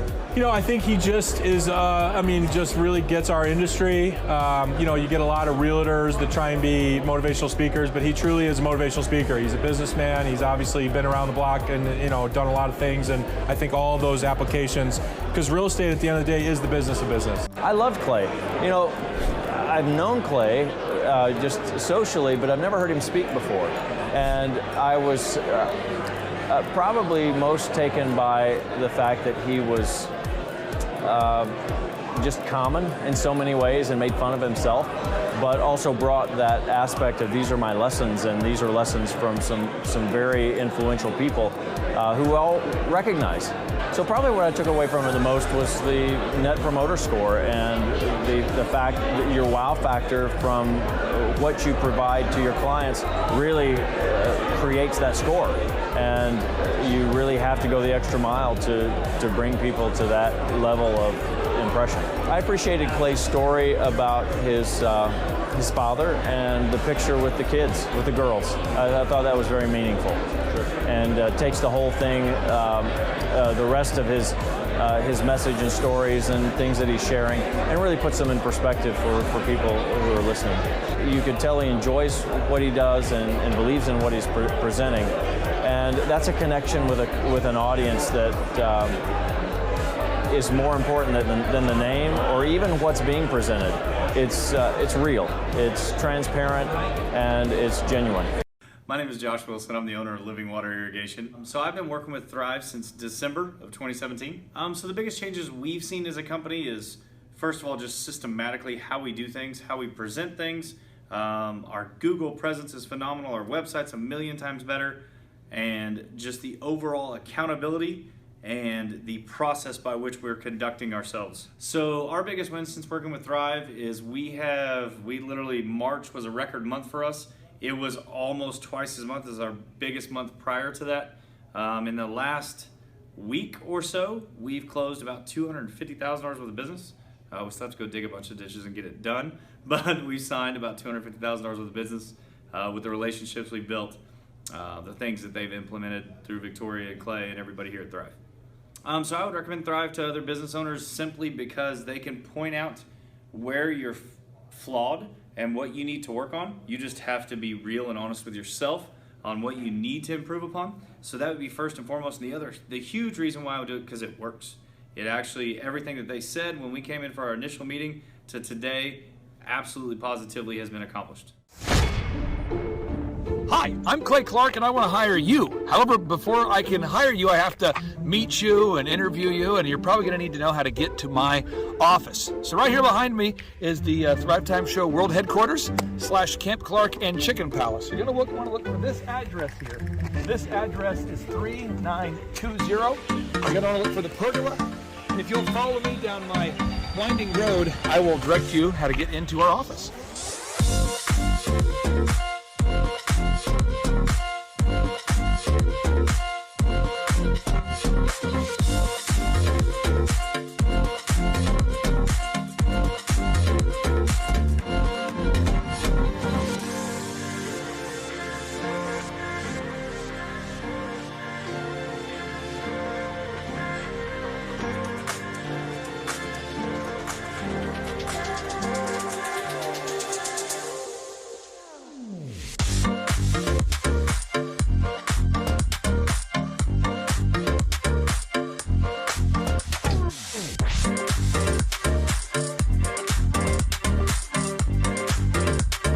I'm Clay Clark, and you are in my office.